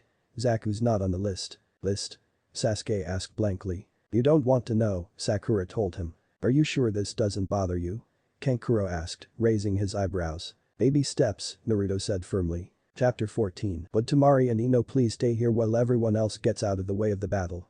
Obito requested. Ino is so going down it's not even funny just how badly she is going to lose, Naruto commented as Team 7 went off to a semi-isolated spot so they could converse freely about the matches. You don't know that, Sakura argued. After all, I'm the only person on record to have defeated her mind switch and I don't think Temari has a borderline split personality like I did. Yeah, but last time Ino tied with you and you didn't really know anything you weren't taught in the academy, while Temari beat Tenten, who was no pushover herself and was trained by Guy of all people, Sasuke pointed out. Hey. Sakura protested. I wasn't that bad. Yeah, you kind of were, Naruto told her. But don't worry, I was the same way and we both don't suck now. Temari was probably the worst opponent save Gaara for Tenten, given she uses projectile weapons, and Temari has her fan, Sakura informed them. Although if Ino can't find a way to immobilize Temari the mind switch will never work. Naruto laughed. Gaara's probably the worst opponent for anyone. Poor Zaku. Whatever happened to him originally? He didn't face Gaara because Lee did so I don't think anyone actually died during prelims. Didn't Orochimaru sacrifice him and that sound girl to bring back the first and second Hokages to harass the third with? Sakura asked. Sasuke shrugged. I think so. A lot of Orochimaru's involved human sacrifices. Meanwhile, Ino and Temari were staring each other down. I have to win to show Sasuke-kun what I'm made of, Ino declared boldly. Temari rolled her eyes. A fangirl fighting for her idol, I see. With that attitude, there's simply no way I could ever allow you to beat me, even if you did have the skills. And why not? Ino challenged. Because that kind of thinking is embarrassing, Temari replied frankly. And more than that, it's disgraceful. If I manage to snap you out of it when I kick your ass, I'll be doing you a favor. Not appreciating being called a disgrace, Ino charged at Temari. Suna Kunoichi just lifted her fan and sent a strong gust of wind to push Ino back. Surprised, Ino tried it again with similar results. The kunai she threw was sent hurtling back towards her and she had to duck in order to avoid getting hit. I can't get near her with that damn fan and I don't know how to get that from her, Ino said, trying to think of a plan. Her eyes lit up when one finally occurred to her. You know, you might be right, she admitted slowly. Maybe I haven't necessarily been the best example of a kunoichi. Temari snorted. You think? If you're this bad with your hormones now, I really don't want to see what you'll be like when you're older. Yes, you are a few years older than me, aren't you? Ino said thoughtfully. I suppose that explains your more mature approach. I only graduated 4 months ago. I haven't even killed anyone yet and I do still tend to obsess over cute boys. Ino's eyes hardened. But that's all going to change. Sakura was just like me and even though she got put on a team with the 2 hottest guys in our class, she's really grown up and doesn't seem worried about getting a boyfriend at all anymore. I can't lose to her and I will not prove you right about me. With that, she took out a kunai and sliced her hair off at the ponytail. I am more than just a shallow little girl only concerned about her looks and popularity. With that, she tossed the hair she'd removed up in the air and watched it settle around the two of them. Temari stared incredulously at her. Did you just get a dramatic haircut? I approve of the sentiment to start acting like a real kunoichi, but now is really not the time to have life-changing moments. We're in the middle of a fight here. Sort out your personal issues later. With that, she waved her fan and swept all of the discarded hair to the side of the arena. Ino's face fell. No. Her plan to immobilize Temari by imbuing her hair with her chakra and then possessing her had just been literally swept away. Without further ado, Temari waved her fan again and trapped Ino in a cyclone. She let her spin around a little before letting her crash to the floor, hard. There was a crunching sound as she landed and Ino winced. Ah, my leg. Obito went over to check on the falling girl. It looks like it's broken, he told her. Do you want to keep fighting or forfeit? I forfeit, Ino said quietly. Sorry little girl, maybe next time, Temari said coolly as she went to join her brothers up on one of the balconies. Harsh, Sakura commented, looking concerned for Ino. And rather embarrassing, too. What did you expect? Naruto asked. she made Tenten look incompetent and Ino's currently just the kind of Kunoichi Tamari can't stand. Do you think she meant it about taking things more seriously? Probably, given how well that went, Sakura decided. And since she threw me in there as an example of someone who has rapidly improved, well, she's largely the same girl that she was at the academy. If nothing else, our rivalry should be enough to spur her on. Is it really fair to have a rivalry with a 12-year-old girl? Sasuke asked innocently. Look, it's not my fault my rival didn't come back in time with me, Sakura huffed. And what about Kakashi? He's still maintaining his rivalry with Guy. Yeah, but he really didn't get a choice in the matter, Naruto pointed out. Besides, he's Guy, he continued as if that explained everything. And it did, really. Age doesn't matter when one is so youthful. Seriously, don't say that word, Sasuke ordered. And what was up with that? Settle your personal issues after the fight. Fights are the perfect time to settle your issues. Naruto declared. That only happens to you and anyone who spends far too much time with you, Sakura explained. Next up is Sakura and Hinata, Obito announced after Ino had been taken to a medic nin to fix her leg. Given Tsunade had been running the hospital personally for the last 4 years, it wouldn't take long. Would both of you come down here? Hey Sakura. Naruto said as Sakura made a move to head down to the arena. You know you're one of my best friends, right? Right. Sakura said, not sure where this was going. Well, Hinata is very important to me as well. I know that you're probably going to beat her, but if you make it anywhere near as humiliating as Neji did, I will not forgive you, Naruto said sternly. I won't, Sakura promised. I like Hinata. Good, Naruto smiled. And for the record, I'm rooting for Hinata. What? How come? Sakura demanded. Because she could use the confidence boost, Naruto replied easily. Besides, Sasuke can root for you. They both turned to look at Sasuke, who returned their stares impassively. He'll be rooting on the inside, Naruto claimed. Sakura just sighed and went down for her match. Yo, Kakashi said from behind them. How did it go? Sasuke asked immediately. What? No, hi Kakashi, good to see you, Kakashi. If it weren't for you, I'd still be brooding because everyone was still pissed at me for abandoning them to run off with a pedophile and then after killing him ran off with another one, Kakashi. Kakashi asked, feigning hurt. Sasuke rolled his eyes. Just tell us if Orochimaru knew anything. He was pretty flippant in his answers, Kakashi confided. It was clear that he wasn't taking his status as prisoner seriously and was more annoyed about his capture and whatever delay it made in his plans than anything else. He did make sure to say he felt that your brother was responsible for the massacre, but that was probably more due to the fact that Itachi was there, and even though everyone thinks otherwise, Orochimaru was not that night. So it's a good thing Itachi and Obito weren't allowed to be there, Naruto said. How did Ibiki take that theory? As far as Ibiki is concerned, when Minato said that nothing about the massacre was to be included in the report, Orochimaru said nothing about the massacre, Kakashi explained. He's a professional like that. Pick her ass, Hinata. Naruto called down encouragingly. Hinata blushed a little and smiled back at him. Okay, don't end it too quickly, but don't let her land a hit on me. Sakura murmured. Thanks Naruto. Begin, Obito said. Since one of Sakura's areas of expertise aside from medical and her natural talent that she never really used beyond dispelling was Taijutsu and Gentle Fist was the Hyuga clan's signature style, the battle naturally began with a Taijutsu spar. If either one of them lands a good hit, it's over, Kakashi noted. But Sakura should have been able to get one through by now. Why is she holding back? Naruto didn't want Hinata to get crushed, Sasuke explained. She's a really nice girl and it's not her fault that Sakura has years more experience. Naruto defended. All I know is that if Sakura loses because of that she's going to kill you, and if we have to deal with Guy every morning then I will, Sasuke warned him. She'll be fine. Naruto insisted. Sure enough, after nearly 10 minutes of non-stop attacking, both girls were quickly tiring, and Sakura aimed a high kick at Hinata's head. When she brought her hands up to defend herself, Sakura channeled chakra into her fist and punched Hinata's chest. The Hyuga girl flew backwards and into the wall. After waiting for a minute to see if she would get up, Obito went over to check on her. She's out, he confirmed. Congratulations Sakura. Lee called down to her. Thanks, she replied, waving to him. For the record, Sakura said once she had made her way back to where the rest of the team was standing, I hate you, Naruto. Why? You did fine, Naruto assured her. I know, but that was far harder than it should have been. Hinata may still have insecurity issues, but she's not a pushover, and I don't know if you've ever noticed how Hinata fights after you've just cheered her on, but it is not fun to be her opponent. Well, at least you weren't up against Neji, Naruto said, trying to be positive. Sakura agreed.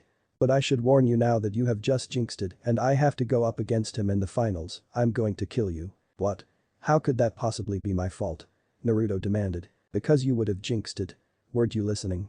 Sakura demanded. Next up, Shino and Choji, Obito announced. Do I have to fight? Choji whined. You don't want to? Shino asked, possibly surprised. His glasses and coat obstructed his facial expression and his voice sounded impassive, but the mere fact he would ask indicated he did not expect this. No, Choji replied. I'm only here for the same reason Shikamaru is. And that is? Shino pressed. Because Ino is very troublesome when she doesn't get her way, Shikamaru supplied helpfully. I see, Shino said. You can't forfeit, Choji, you already had a chance to, Asuma pointed out. Besides, do you really want poor Shino to have to fight himself? No, but Choji began. Besides, if you fight I'll take you out for barbecue and if you win I'll pay, Asuma promised. Deal, Choji said quickly. Let's go. Baika no jutsu. Immediately, he swelled up. Nikuden Sensha. With that, he rolled himself into a ball and came at Shino. This is troublesome, Shino noted as he dodged Choji. Why does everybody always steal my catchphrase? Shikamaru wondered. Because it's awesome, Kiba replied easily. Just dodging is very much a letdown, but until he leaves that form I can't block his chakra, Shino noted. He summoned 2 bug clones of himself and watched as Choji rolled over them a few times before finally getting the picture that they would always reform. Reluctantly, Choji uncurled himself so he could determine which of the 3 Shinos was the real one. When that happened, Shino took the opportunity to send a swarm of bugs Choji's way. What's this? Choji cried. What are the bugs doing? Shino said nothing, waiting. A beat passed and Choji started swaying lightly. Within a minute or so, the boy had passed out. You know, Naruto said idly. Even though I think I could beat him, Shino still creeps me the hell out. Shino creeps everyone out, Sasuke pointed out. Except possibly Gaara. At least no one was seriously hurt in that match. Who's up next?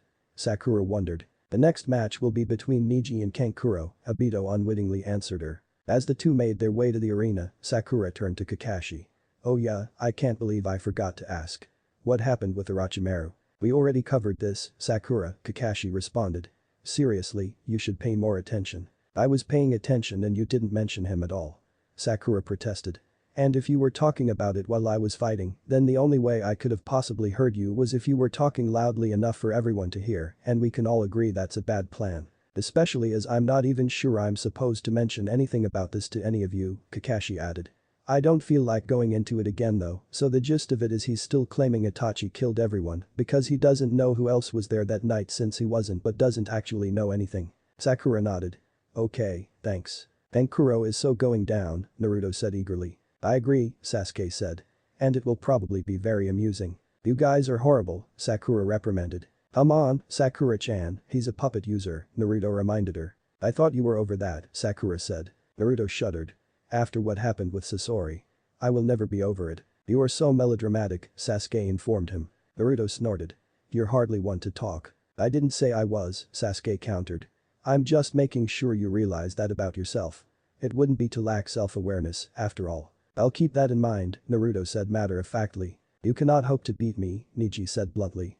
You should surrender right now. You don't know that, Kankuro shot back. You've never even seen me fight. I know you use puppets, Neji replied. And no puppet will ever take down a true Hyuga. Is that a fact? Kankuro asked. It's more than a fact, it's fate, Neji responded. I thought Neji was done with that whole fate thing since Kakashi saved his father, Sakura said curiously. He's still a branch house member raised by a father who hates the main house because a quirk of fate made him the younger twin and, as such, a branch house member, Kakashi explained. Although from what I can tell he's less vehement about it. That's good, Sakura said. He was kind of psychotic about it before. So should you end up facing him you'll kill me less? Naruto asked hopefully. Sakura pretended to consider the question. No. Sakura-chan. Neji quickly activated his Byakugan when despite the fact that Kankuro carried a puppet with him, he showed no indication of using it. I see, Neji murmured, slowly circling around his opponent. When he was passing by Kankuro's wrapped-up puppet, he suddenly struck it with a powerful blow. Why did he attack the puppet? Sasuke asked. Is he trying to make sure Kankuro can't use it or something? No, that is Kankuro, don't you remember? Naruto asked. Sasuke just gave him a blank look. Right, you were unconscious during most of the prelims before, weren't you? Naruto asked rhetorically. Well, I don't remember much about Kankuro's fight, but I remember that his opponent thought he killed Kankuro when his neck broke and then it started talking and… Creepiest thing in the exams aside from Shino. But Shino's awesome and Kankuro uses evil soulless puppets. When Neji's attack broke through the wrapping, he immediately landed another blow on what was inside it and Kankuro or his puppet Karasu rather immediately collapsed to the ground since its manipulator was unconscious. That was probably the lamest match I've ever seen but… The winner is Niji, Obito said, shaking his head. That was most youthful, Niji, Guy chastised. But don't worry, Lee was quick to assure him. You can still be my eternal rival. Chapter 15. Kankuro, are you sure we're related? Temari demanded that Kankuro regain consciousness. That was even more embarrassing than what I did to that fangirl. You called her a disgrace and broke her leg. Kankuro objected. But the fight lasted longer than half a minute, Temari pointed out. She has a point, Gaara spoke up. Kankuro turned to him. But your fights rarely last longer than half a minute. He pointed out a little uncertainty. And if any of those people survived, I'm sure they would be quite embarrassed, Gaara replied before heading down to the arena for his match. I just disagreed with Gaara, and not only am I still alive, but I didn't even receive a death threat, Kankuro said, sounding a bit dazed. And you're not even on the list, Temari marveled. So what does Zaku do? Naruto wondered. I have no idea, Sakura replied. I don't think he made it past the preliminary matches. Sasuke. The resident expert on all things Atagakure shrugged. I don't remember him. I think Orochimaru had managed to sacrifice everyone he had entered in the exam before he left. Makes a habit of that, doesn't he? Kakashi asked rhetorically. It makes you wonder how he ever has any followers at all. Recruitment was actually never really a problem of his, from what I could tell, Sasuke said. He was a veritable Pied Piper, come to think of it. Sakura cocked her head contemplatively. Wasn't the actual Pied Piper some sort of pedophile? That is one theory, Kakashi agreed seriously. Orochimaru really would be one then, Naruto decided. Sasuke sent them all a withering glare. Oh shut up. Seriously, Sasuke, these lack of denials are starting to scare me, Sakura said, sounding concerned. Whatever Sasuke was going to say next was cut off by the gasps from the people who were actually paying attention to Gaara's match. Turning their attention to the match, they noticed Gaara glaring at a smirking Zaku with sand littering the arena. I kind of get the feeling we missed something. Naruto noted. Hey, Kiba, what happened? Weren't you paying attention? Kiba called back. Not even slightly, Naruto answered honestly. Why is Zaku not only not dead, but not even a quivering mess? Gaara sent his sand at Zaku, and Zaku apparently used air pressure to knock it away from him, Kiba replied. Well that was unexpected, Sakura said. Do you think Zaku has any chance of winning? Sasuke snorted. No. At most, Gaara will have to put some actual effort into this. Not much, but some. Does Gaara actually do anything but use sand and transform before Naruto used his therapy jutsu on him? Kakashi wondered aloud. Because he would have to take Zaku by surprise for the sand to work, and not only would people be calling for Gaara's disqualification if he released Shukaku, but if the invasion's still on then Gaara's secret weapon would be far less secret. He wasn't very effective anyway as he lost control and immediately took off for the forest, Sakura pointed out. If Naruto wasn't there and too stubborn to die, he would have just killed us and made his way back towards Konoha, Sasuke disagreed. And even if he wouldn't have been able to tell friend from foe, he didn't seem too concerned with that back then, and so that was a risk they were probably willing to take. I don't think Gaara cares about disqualification, Naruto said, but even if the Konoha 11 and Sasuke know about his Jinchuriki status, not everyone knows so he'll probably try not to. Of course, if God forbid Zaku actually does manage to land a hit. Well, there goes that plan. Down in the arena, Gaara had completely used up his gourd making 3 sand clones, so Zaku was surrounded on all sides. You're all out of sand, Zaku gloated foolishly. And even if you do have a couple of clones, I haven't seen you do anything that doesn't involve sand yet. Besides, I can stop you, he declared, waving his arms in emphasis. We shall see, Gaara replied shortly. He blinked and the 3 sand clones quickly dispersed, and the sand making them up headed straight for Zaku. Zaku held up his hands to face his left and right and shot off enough air pressure to beat back most of the sand. Unfortunately he only had 2 hands and could not move quickly enough to stop the third wave of sand from completely enveloping him. Gaara ordered before the sand crushed him. Well that was certainly messier than any of our other fights, Obito noted. Anyone who has yet to fight should be warned to steer clear of the blood. It isn't very hygienic and is very slippery. Next up is Naruto vs Yoroi. Hey Gaara, great job, Naruto said as he passed Gaara on his way down to the floor for his match. Zaku's air pressure thing was completely unexpected, but you didn't let that slow you down. Of course, Gaara nodded. Good luck in your match. I don't need luck. Naruto insisted boldly. I have the threat of an entire year full of springtime of youth hanging over my head. And that is bad. Gaara questioned. Naruto shudders. You. I have no idea. Once Naruto had made his way to his opponent, Yoroi said, this almost isn't even worth my time. You know, Naruto said thoughtfully. It's been quite a while since anyone said that to me. I don't actually remember when the last time was, although I think it was probably Sasuke who said it. I used to hear it all the time, though. It really brings back memories. Not good memories. You may be the Hokage's son, Yoroi acknowledged.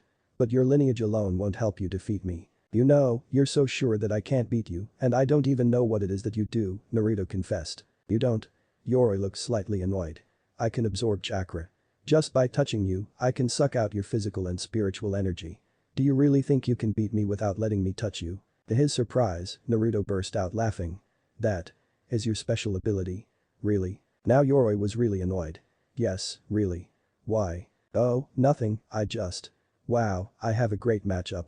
If this were the finals I might be more concerned, but since I just need to beat you and don't have to worry about showing off, I might as well see if I can beat Kankuro for the title of lamest match ever, Naruto replied. Hey. Kankuro protested. The minute he drops the puppeting he finds something else to start on me about. It's your own fault for not taking the match seriously, Temari chided. It was just the preliminaries, Kankuro told her. And now you're not in the finals, Temari responded. I had expected more from you, Naruto, but if you just want to stand there and let me absorb your chakra until you pass out, then I'm certainly not going to stop you, Yoroi declared, rolling up his sleeves. You can try, Naruto said, holding his arm out. Yoroi grabbed Naruto's arm and started absorbing his chakra. After 5 minutes or so had passed, Sasuke called down.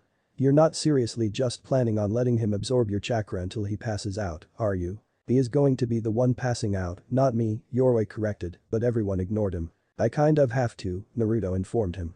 It's the only way to make this match lamer than Kankuro's. Why are you trying to do that again?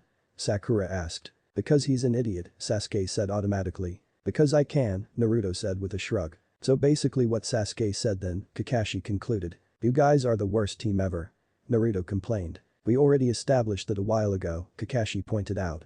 But surely we've gotten better. A little, Naruto grudgingly admitted.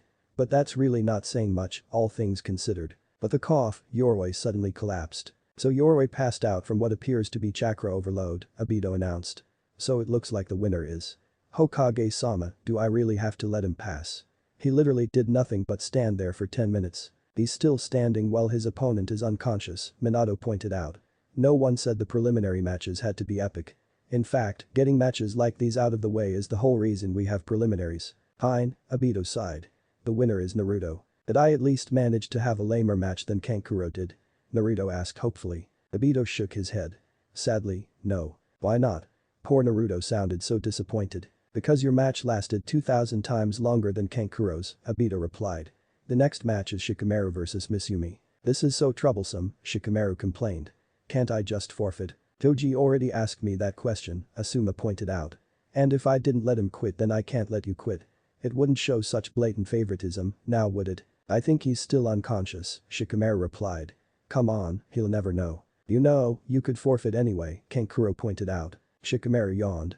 Nah, too troublesome. How did someone as lazy as you make it as far as the preliminaries? Temari fumed. I bet next you're going to say that walking down the stairs to the match is too troublesome. Not that you mention it, Shikamaru began. This is for your own good, Temari interrupted as she shoved him off the balcony. Why is it that every time you say you're going to do something for someone's own good, it seems to lead to bodily harm to a member of my team? Asuma inquired. Temari shrugged. I'm from Suna, that's how we roll. So since we all know that Shikamaru is going to somehow manage to stall until he tricks Mizumi into getting caught in his shadow, do you guys want to go get lunch? Naruto asked. Are we even allowed to leave? Sakura wondered. Kakashi shrugged. If Naruto leaves 3 clones and changes 2 of them to look like you and Sasuke, you are. That's not being allowed to leave, that's tricking them into thinking we're still here. Sakura objected. Same thing, really, Kakashi said dismissively. It's all very well and good for you two, but my match is next, Sasuke told them. You could always stay here and talk to someone else, Naruto suggested. Sasuke thought about it for maybe half a second. Let's just hurry, shall we? We should probably head back soon, Naruto said after downing his 16th bowl of ramen. Why is that? Kakashi asked. My Sasuke clone just excused himself to go to the bathroom before his match, Naruto explained. Shikamaru won, by the way. So if Sasuke doesn't get back soon people are going to get the wrong idea, Kakashi concluded. The door suddenly slammed and Naruto glanced over to where his best rival was sitting not 10 seconds ago. Where's Sasuke? He took off running the minute you mentioned his match, Sakura replied. I don't think he even heard what Kakashi said. I suppose this means we should get back as well, Naruto said, clearly reluctant.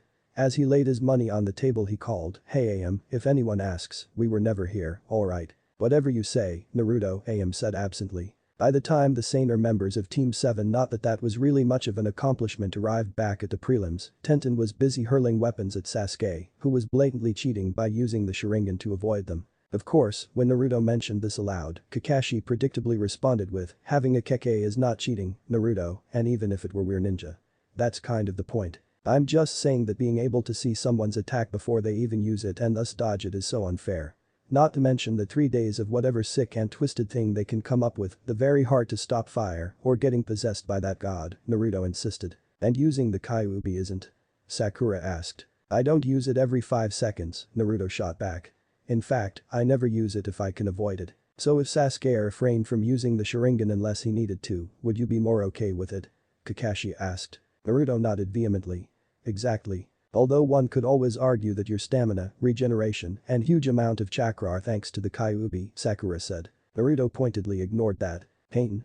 Bunkakyu no Jutsu.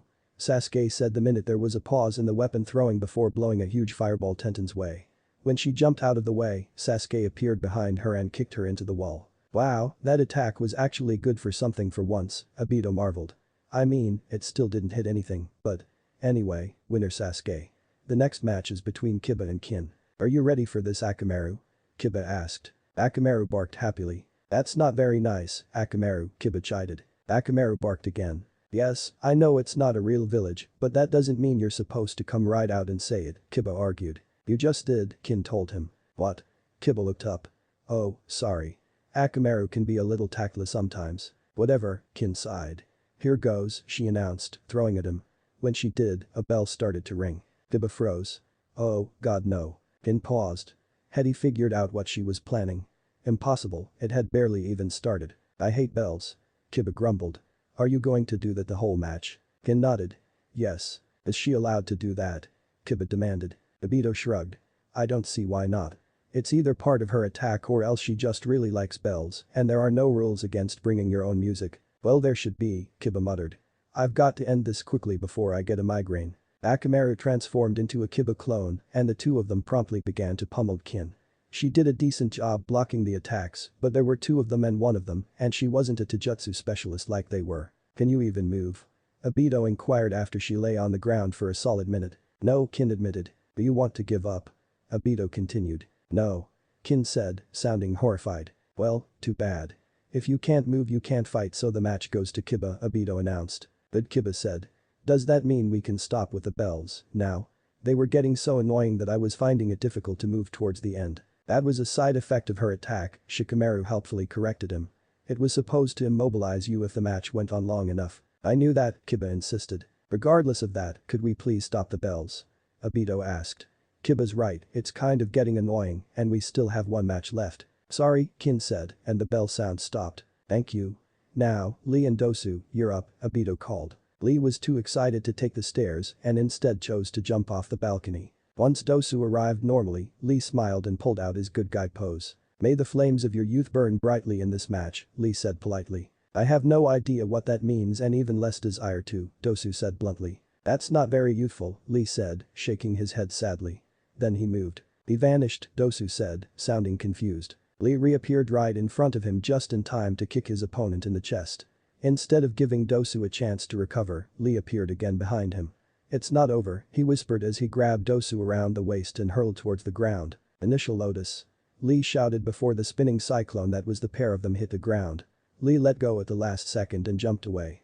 Dosu was not that lucky. Usually Lee was only supposed to use that when protecting a precious person, but he'd seen Dosu fight in the forest and needed to take him out before he got a chance to use his sound attacks. Once he did that, there would be little chance of winning as he had yet to get a chance to train to fight while disoriented. Obito waited for a moment, but when Dosu showed no signs of getting up, he went to check on him. He's out, he informed everyone. He's alive but he broke quite a few bones. Match goes to Lee. Tears of joy started to rain down Lee's face. Lee. Guy shouted as he jumped onto the floor of the arena. My adorable student. I knew you could do it. Ai-sensei. Lee cried back, touched. I embraced his favorite student. Lee. Ai-sensei. Lee. Ai-sensei. You know, Niji remarked, a little annoyed. He lectured me about winning. Tenten, who had regained consciousness, rather quickly shrugged. Lee's way was more youthful, I guess. It's not actually humanly possible to be as youthful as those two, Niji pointed out. Well, you asked, Tenten replied. Good for Lee, Sakura said, smiling. He deserves this. And there is no way in hell we deserve that, Sasuke said vehemently, pointing to the still embracing pair. You know, Guy displays the most blatant favoritism I've ever seen, Kakashi noted. How come no one ever calls him on it, but no one ever lets me live the Sasuke thing down? Because I didn't really care at the time? Sasuke offered. Because Guy and Lee are always so happy and enthusiastic, and if anyone else tried to keep up, would it kill them? Sakura suggested. Because his other students didn't suck. Naruto guessed. He waited an extra year to enter them. Kakashi protested. If I had another year, you and Sakura would have been at least half that good. Well, probably. Maybe. Okay, now that the preliminary matches are over, Hokage-sama will be explaining the third and final phase of the exam, which will take place 1 month from today, Obito announced. Why a month from now? Kiba asked. Because some of you have shown everything you have in the preliminary matches and need time to learn some new techniques, and others have been injured and need the time to recuperate, Obito answered. So in that regard, I suppose Naruto doing nothing but standing there was actually good thinking. Of course, Naruto nodded sagely. Want to bet that didn't even occur to him? Sasuke asked. Sakura snorted.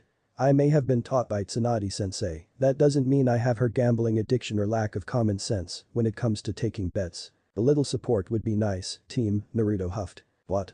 Sakura asked innocently. We're not disputing that it was a smart move, we just don't think it was an intentional one. That said, if anyone should do anything, Obito struggled for the most tactful way to phrase it, uninspired in the actual finals. I'm telling you now. You're not going to pass. Quite right, Minato agreed. Now, the third part of the exam is an elimination-style tournament. This tournament will be open to the public, and many important foreign leaders will also be attending, which is another reason for the delay. Even if you do not win your match, if the judges, which include both myself and the Kazekage, feel you are qualified, then you will pass. This means that anywhere from 0 to all 10 of you could potentially become. Still, winning is a good idea as you will have more chances to impress the judges, and the winner usually ends up coming off better in a fight. Remember, though, brute strength isn't all that's required to be a. You must also show some skill in strategizing, dealing with the unexpected, when it is better to temporarily retreat, and above all you must meet a minimum sanity requirement. I know many of the best shinobi are often rather unbalanced, so the bar isn't very high, but we've learned the hard way that dangerously unstable genin who go on to become dangerously unstable and have access to more power is rarely, if ever, a good thing. Any questions? What, exactly, is the minimum sanity requirement? Gaara spoke up. We look down on spontaneous killing of allies, manic laughter, a personal issue you habitually let get in the way of your fights, and anyone more youthful than Mido Guy, Minato replied. Any other questions? No one said anything, so after a moment, he continued with Anko's going to be coming around with a box full of paper slips. You are each to draw one and the number you have will determine your matchups in the tournament. Don't worry, Gaara, Naruto assured him. Anko met the MSR. Barely, I'm sure, but still. MSR? Temari asked. Minimum sanity requirement, Naruto responded. Anko stepped forward with the aforementioned box and went around to the 10 genin still in the examination and had them each pick a number. Kiba noticeably tensed when she got near him, but Anko did no more than smirk at him, probably because both her fiancé and Yondaime were watching. Alright, one by one I want each of you to tell me what number you picked, and Ibiki will let you know where you've ended up in the tournament, Minato instructed once they were finished. 1, Shino began. 9, Kiba said. 3, Naruto said. 7, Sakura said. 10, Sasuke said. 4, Lee shouted. Neji rolled his eyes. 8, 6, Temari said. 2, said Gaara. Shikamaru yawned. 5. Okay. Ibiki said, filling in people's names by their number. That means the first round is Shino vs Gaara, Naruto vs Lee, Shikamaru vs Temari, Sakura vs Neji, and Kiba vs Sasuke. Naruto gulped and quickly stepped to the other side of Sasuke, but Sakura was too busy gaping in horror to do anything to him for jinxing her. For the moment, at least. The winner of the first match will get a bye, Ibiki started to say. Wait, I thought there were no buys. Kankuro interrupted. Didn't the proctor say that back when what's-his-name quit? Why wouldn't they have to fight themselves? That's only if there were an odd number, Obito explained. 10 people is a nice even number, so a bye is acceptable in this case. You people are all insane, Kankuro said flatly. Temari elbowed him. Be more polite to the people who can make our attempts to become a lot harder. Why? Kankuro asked. I'm already out. But I'm not, Temari reminded him. And I have to fight the laziest person I have ever met. How in the world am I supposed to make that match awesome? Sorry, Kankuro apologized. As I was saying, Ibiki continued, glaring darkly at Kankuro for daring to interrupt him. The winner of the second match faced the winner of the third, and the winner of the fourth match faced the winner of the fifth. After that, the winner of the first and last match of the second round will face each other, while the winner of the second gets a bye, and then the two still in the competition will face off. Damn, Sasuke swore. What's wrong? Naruto asked, still hiding behind him. If I win all my fights, I have one more match than my opponent, Sasuke explained. Sucks for you, Naruto said flippantly. Sasuke turned and glared at him. I wouldn't be so uncaring towards my human shield if I were you. Naruto risked a glance at Sakura and saw that she had sufficiently recovered from her shock and was advancing menacingly on him. I'm sorry. Please don't let her kill me. So all of your kids made it to the finals, Obito noted as the two of them sat in Kakashi's living room once the exam had officially been halted for the month. Kakashi sighed mournfully. Yeah. They did. That's a good thing, Obito reminded him. You wanted them to make it. Didn't you? Of course I did. Kakashi snapped. Good, because for a second there I was starting to worry that you were trying to infect them with the springtime of youth, and if that were the case, well. Obito trailed off dramatically. I just don't think I would have known you anymore. Kakashi rolled his eyes. I'm not that evil as to wish that on somebody. Although forcing them to do it is another matter entirely, Obito said sarcastically. Choosing to ignore the sarcasm, Kakashi nodded. Exactly. So why are you so upset if you got what you wanted? Obito asked. They can't pass the exam if they're not in the finals. Sasuke can beat Kiba, no doubt about it, Kakashi explained. I think Naruto can beat Lee, but even if he can't he'll give a good show. Sakura, however. It's not like I don't have a girl, because I do, it's just. She's up against Neji. The only way this would be worse was if she were up against Gaara. Well, that's something, right? Obito said, trying to be optimistic. I guess Kakashi conceded. But she's going to lose. And badly. You didn't tell her that, did you? Obito asked anxiously. Because even if you think she doesn't stand a chance, encouragement is a lot more productive than discouragement. Unless the person being encouraged is Sasuke and the subject is revenge, Kakashi murmured. And then it is a very bad idea indeed, no matter how much Anko might want a kindred spirit. So you didn't tell her, did you? Obito repeated. Kakashi shook his head. Didn't need to. Why do you think she attacked Naruto after the matchups were announced? Obito shrugged. She didn't pass the minimum sanity requirement. No, she does, Kakashi assured him. Especially after she integrated that split personality of hers. What's this about a split personality? Obito asked, concerned. It's all gone, no need to worry. Kakashi insisted. If you say so, Obito said, still sounding suspicious. She's sane enough, Kakashi said dismissively. But still. Neji. He seemed skilled from what I saw, Obito agreed. But then again, his fight was over in 2 hits, so it is entirely possible that that Suna guy was just really pathetic. He's not, Kakashi reported. And it's not just that Neji's insanely good. Then what is it? Obito prompted. He's Guy's student, and Kakashi responded. Ah, Obito said knowingly. You don't want to lose to your eternal rival. Kakashi groaned. Not to sound like Neji or anything, but it's seriously starting to seem like I'm fated to be Guy's rival. You're the one who ignored his speech about youthfulness when you first met and convinced him you were hip, Obito pointed out. What can I say? Kakashi asked rhetorically. I was feeling nostalgic. Nostalgic? Obito queried, puzzled. And if that weren't bad enough, Kakashi said loudly, ignoring the question. Naruto's fighting Lee, who is also Guy's student and is, what's more, his protege. If either of them lose or God forbid, both I will never live this down. Ever. Obito was quiet for a moment. So should I start looking into long-term missions now or closer to the task itself? Kakashi threw a pillow at him. Tsunade-sama. Sakura asked, walking up to her once and hopefully soon to be mentor at her office in the hospital. Yes. Tsunade asked, gratefully looking up from her stack of paperwork. My name is Haruno Sakura and I've made it to the final part of the Chunin exam, Sakura began. I'm up against Hyuga Neji and I'm really going to need all the help I can get. Why come to me? Tsunade asked neutrally. I'm a medic and that won't do much good against a Hyuga. Not if you have any standards of ethics, no, it won't, Sakura agreed, thinking of Kabuto. But this isn't just about the exams. Really? Tsunade raised her eyebrows. I think I recognize your name. You're on Kakashi's team, right? Sakura nodded. I am. I've heard that you're intelligent and have a strong spirit, Tsunade remarked. And also that if you don't make it he's making you train with Guy for a year. That seems like a pretty strong incentive. The strongest, Sakura admitted. But that's not my only reason. If I don't pass this time, there will be other times. I'd really like to pass this time, for my sanity if nothing else, but I can handle it if I don't. I intend to be a medic though, and I know you're the best. Even if you can't help me with Neji, which I refuse to believe, just so you know you'll be able to help me help my team when all of this is over. Tsunade studied her for a moment.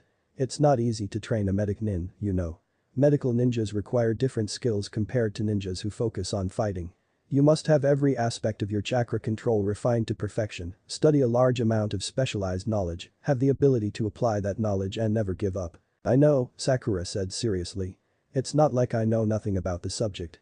I've studied quite a bit and have put in a lot of hours at the hospital since I've graduated.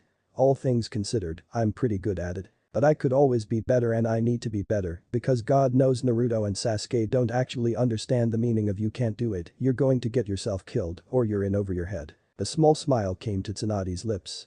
Is that so? Sakura nodded vehemently. Oh, you have no idea. And now with Orochimaru after Sasuke. I mean, I know he's in custody, but I can't help but worry. They're so reckless. It's like they're trying to get themselves killed and it's up to me to try and stop them. Alright, Tsunade agreed. I'll train you. But I'm not taking it easy on you from now on, she warned. Sakura beamed. Excellent. The finals are in only a month, after all. My teammates and I passed the preliminaries, Sasuke announced. Itachi looked up from the scroll he was reading. Congratulations. You don't sound very surprised, Sasuke noted. I'm not, you're very talented. You don't sound very excited, Itachi countered. It's just the preliminaries, Sasuke explained. I'm going to have to fight Kiba, no big deal, then either Neji or Sakura, then Gaara, then either Naruto or Lee, all within a couple of hours. You don't have to win the tournament in order to pass, you know, Itachi pointed out. You did. Sasuke burst out. On your first try when you were 10. I was also a genin for 3 years as opposed to your 3 months or so, Itachi reminded him. But this isn't about what I did, this is about you. Sasuke sighed. I know. I just really need to pass this. Desperately. A small smile crossed Itachi's face. So I've heard. I've also heard you have a month before you have to be ready. Would you like me to help you? Yes, Sasuke said practically before his brother finished offering. Some things never did change. Train me, Naruto ordered. Not interested, Jiraiya said, scribbling away on his notes. You're my godfather, you have to be interested, Naruto said, rolling his eyes. I don't remember signing anything, Jiraiya insisted. That doesn't necessarily mean you didn't, Naruto claimed. For all you know, my dad slipped you the form while you were busy ogling the girls at the onsen. That sounds more like something Kushina would do, Jiraiya mused. Naruto just shrugged. Well, since the godparents are generally decided upon prior to the baby being born, she presumably had a say in it too, so that very well could have happened. I've got research to do, get your dad to train you, Jiraiya said. My dad's kind of busy being the Hokage and orchestrating the exam, Naruto pointed out. Then get Kakashi to train you, Jiraiya tried again. He threatened to send me to the closet pervert, Naruto complained. Ibisu's not that bad, Jiraiya felt compelled to defend his fellow pervert, even if he was closeted about it. Not when it comes to the basics, no, but I've already long since mastered those, Naruto informed him. Then what do you want me to teach you? Jiraiya challenged. The cool stuff, Naruto replied promptly. Jiraiya raised his eyebrows. The cool stuff, huh? Naruto nodded eagerly. And I want to sign a summon contract. You've got grand ambitions, kid, Jiraiya said fondly. So will you do it? Naruto asked hopefully. I'm going to need some incentive, Jiraiya hinted. I'll show you my H-Remyu no Jutsu, Naruto offered. Absolutely not, Minato cut in.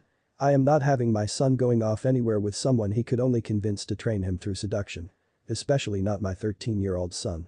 You're no fun, Naruto huffed. Minato rolled his eyes. Excuse me for being a responsible adult. Yeah, that's really annoying, Naruto complained. Just train him, okay? Minato asked. I might be around for a little while, but things are really hectic right now. Jiraiya sighed. Fine. But if he wants to sign with the Toads, I'm going to need to get him drunk. You know how it is. I'm going to need to be there to supervise that, Minato warned. What? You don't trust me? Jiraiya asked, looking winded. You know I do, sensei. On the other hand, you're really not the best with kids. Minato-sensei. Kakashi called, running up to them, Hibiki in tow. Kakashi? Minato looked a little confused.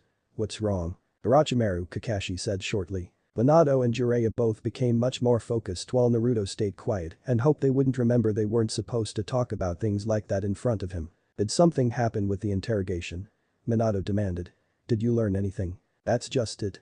We never finished it, Hibiki said. Why not? Minato pressed. I left the room for something I don't even remember what, and when I got back all of the Anbu guards were dead and Orochimaru was gone, Hibiki recounted. Orochimaru managed to escape. Jiraiya asked, alarmed. Hibiki shook his head. Not alone, he said grimly. What do you mean? Minato asked. I found this note on the interrogation table, Hibiki said, handing said note to Minato. "Dear Shinobi-san," Minato read aloud, "Toby needed Irohibi-senpai, so Toby went and got him. Sorry if you need him too, but this does not mean Toby is not a good boy. Toby. What the hell?" Jiraiya said eloquently. "If Orochimaru has an accomplice powerful enough to break him out of the T&I, then it's probably the Akatsuki," Kakashi theorized. "They would be a lot more powerful than his little collection of lost boys. But what's he planning?" Jiraiya wondered. He suddenly seemed to remember Naruto was there. "Hey, kid, I'll train you, but now's really not the best time. Meet me here tomorrow, okay?" "Okay," Naruto agreed reluctantly before leaving. Madara was back. Crap. Naruto wasn't sure why, exactly, but he knew it couldn't be good. Now what was the best way to break the news to Sasuke without triggering his revenge impulse? Chapter 17. "So did you find out if you got promoted yet?" Kaisuke asked his daughter. Sakura shook her head. "The exam's not over yet. Then shouldn't you be doing some exam type thing?" Momoko asked. "We're having a month-long break before the final stage, which is an elimination-style tournament," Sakura explained. "It's open to the public, so if you guys want to come, feel free." Her parents exchanged a look. "I'm not sure, Sakura," Momoko said slowly. "You might get hurt." Sakura couldn't help rolling her eyes. "That kind of comes with the territory, Mom." "I know that," Momoko exclaimed. "But knowing and seeing are two different things, and it would just make me worry more. On the other hand, this seems to be a pretty big deal, and I've heard all sorts of foreign dignitaries are going to be arriving," Kaisuke noted. "How do you think you're doing so far?" "My team and I have been doing pretty well," Sakura said modestly. "But the next part is testing us individually and I'm up against Niji. And that's bad?" Momoko asked cautiously. "He's insanely talented," Sakura replied. "But I'm going to give it my all anyway and hope that even should I lose I'll put on a good enough show to pass anyway." "You should be more confident," Kaisuke told her. "I'm sure you'll do fine." "Yes, you've worked very hard these past few months and you should be proud of yourself," Momoko agreed. "I better do more than fine," Saruka said. "Otherwise, that much springtime of youth will haunt me forever." "What on earth is the springtime of youth?" Kaisuke wondered. Sakura shuddered. "Trust me, you don't want to know." "I will never understand ninja," Momoko declared, shaking her head. "That's probably for the best," Sakura told her. "Now I have to go to a team meeting before I have to meet with Tsunade-sama." She probably should have left already, but Naruto had given her a heads up about the subject matter and she was just as uncertain about how to break the news to Sasuke. "The medic?" Kaisuke asked. "She's training you?" Sakura smiled triumphantly. "Yeah, she is." "What in the world was so important that it couldn't wait until after training?" Sasuke asked. Kakashi wasn't there yet, but he didn't have all day, so he figured they could just start without him, seeing as how Naruto was the one to call the meeting. Well. Naruto trailed off. "Yeah, it's really big," Sakura told him. "And we're actually not quite sure how to let you know this." "You could try just spitting it out," Sasuke suggested. "We could," Naruto agreed. "But with such a delicate topic as this, that might not be the most tactful way of handling the situation." Sasuke snorted. "What do you know about tactful?" "Not much," Naruto admitted, "which is why even though I don't think that's the best way to handle it, it really isn't the best way. Not to mention that we're not sure how you'll react," Sakura added. She paused. "No, scratch that. We're almost positive we know exactly how you're going to react and that's why we don't want to tell you." "Then don't tell me," Sasuke said. "Or at least work out how you're going to do it. In the meantime, I really do need to get started on my training." "No." Naruto and Sakura shouted at the same time. Sasuke raised his eyebrows. "What's this? One would almost think you don't want me to get stronger. You aren't afraid I'm going to try and leave to seek vengeance on anyone, do you?" "Perpetually," Sakura replied. "But that's not it. It's just something big has happened and you're going to find out sooner or later and we'd rather you hear it from us." "Then tell me," Sasuke ordered, beginning to sound impatient. "Well, you see." Naruto began, sounding rather nervous. "Hey, look, it's Gaara." "Hi Gaara." Gaara, who had been passing by the bridge they were standing on, stopped and turned to face him. "Yes. So how have you been?" Naruto asked. Gaara blinked. "Since yesterday." Naruto looked a little sheepish. Yes. I know I can win my matches," Gaara said simply. "But to not pass the minimum sanity requirement would make this entire trip a waste of my time." "Not a complete waste, hopefully, since you met us and we're awesome," Naruto objected. "I still want to be," Gaara told him. Naruto shrugged. "Fair enough. What were the things Dad mentioned?" "No being more youthful than Guy, I think you're safe with that." There was also no maniacal laughter, Sakura added. "Do you do that?" "Very rarely," Gaara replied. "And not since I've been here." There was also no killing allies. "How many people have you killed since you got here?" Naruto asked. Gaara thought about it for a minute. The man I fought in the preliminaries and the three from the Forest of Death, he said finally. Well, Zaku wasn't from Suna, and if they didn't expect deaths in the forest they wouldn't have made us sign the waiver, Naruto decided. But wait. Didn't Kiba say his team got a scroll from those corpses? If he only killed one team, then how did they get a scroll? Sakura asked. Maybe the team had already gotten 2 scrolls, and Temari only took the one they needed, Sasuke suggested. That makes sense, Sakura decided. And the last thing would be don't let personal issues habitually get in the way of your fights. What does that entail? Gaara wanted to know. Well. Naruto trailed off. I guess it means that if you had a crappy childhood, don't keep bringing it up when you're fighting people, or if you were dealt a rotten hand, don't stop in the middle of a fight and lecture people about how they should stop trying to fight fate because they are destined to be losers. In your case, I suppose that would mean not mentioning any resentment you might feel about being a Jinchuriki. Gaara nodded. I can do that. It's only a month after all. That's the spirit. Naruto cheered. Goodbye, Gaara said before continuing on his way. Think he can do it? Sakura asked as she watched him leave. Naruto shrugged. No idea. But it should be good practice for actually becoming sane and with luck Kazekage in the future. If you're quite done with that, I would like to remind you that I have a rather one-track mind and still want to know what was so goddamn important. Sasuke brought them back on topic. We know, Sakura muttered. Yo, Kakashi waved as he appeared in a whirl of leaves. So how did he take it? Do we need to put anyone in protective custody? How did I take what? Sasuke demanded. We didn't actually get around to telling him yet, Naruto admitted. I can see that, Kakashi said, looking horrified. Well, in that case. Good luck and I'll be back in 20 minutes. Like hell you will. Sakura said, grabbing his arm. You know more about it than either of us, anyway. You know, I'm sure that whatever it is cannot possibly be as bad as the scenarios I'm envisioning, Sasuke told them. It's probably worse, actually, Naruto disagreed. He took a deep breath. Madara broke Orochimaru out of custody. There was silence for a moment. Sasuke? Naruto asked, waving a hand in front of Sasuke's face. Maybe he's in shock, Kakashi suggested. Could you repeat that? Sasuke said, his voice low. I would rather not, Naruto confessed. Sakura sighed and did as requested. Madara broke Orochimaru out of custody. So Orochimaru is no longer in Konoha, Sasuke stated. No, he probably is, Kakashi corrected. We just don't know where he is, and he must have come here for a reason, and unless that reason was annoying Ibiki, he still has whatever mission he's on to accomplish. This wouldn't have happened if you had just let me kill him, Sasuke felt compelled to remind them. How did I know he was going to say that? Sakura asked rhetorically. We had no way of knowing he would escape. Naruto burst out. No one escapes because anyone who could doesn't get captured in the first place. And Madara rescued him.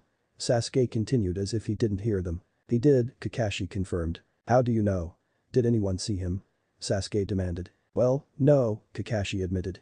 But he did leave a note that said, Tobi needs Irohibi-senpai, so Tobi went and got him. Sorry if you need him too, but this does not mean Tobi is not a good boy. Tobi, so we felt reasonably sure that this was him. Unless there is actually a real Tobi running around and joining the Akatsuki that acted just like Madara did when he was pretending to be him. That's highly unlikely, Sakura noted. Right, Sasuke nodded. If you'll excuse me. Wait, where are you going? Naruto demanded, somewhat panicked. I'm going to go find Orochimaru and Madara and then I'm going to kill them, Sasuke answered as he continued to walk away. Naruto, naturally, decided that there was only one thing he could do in this situation. Tackle Sasuke. What the hell, Naruto? Sasuke growled.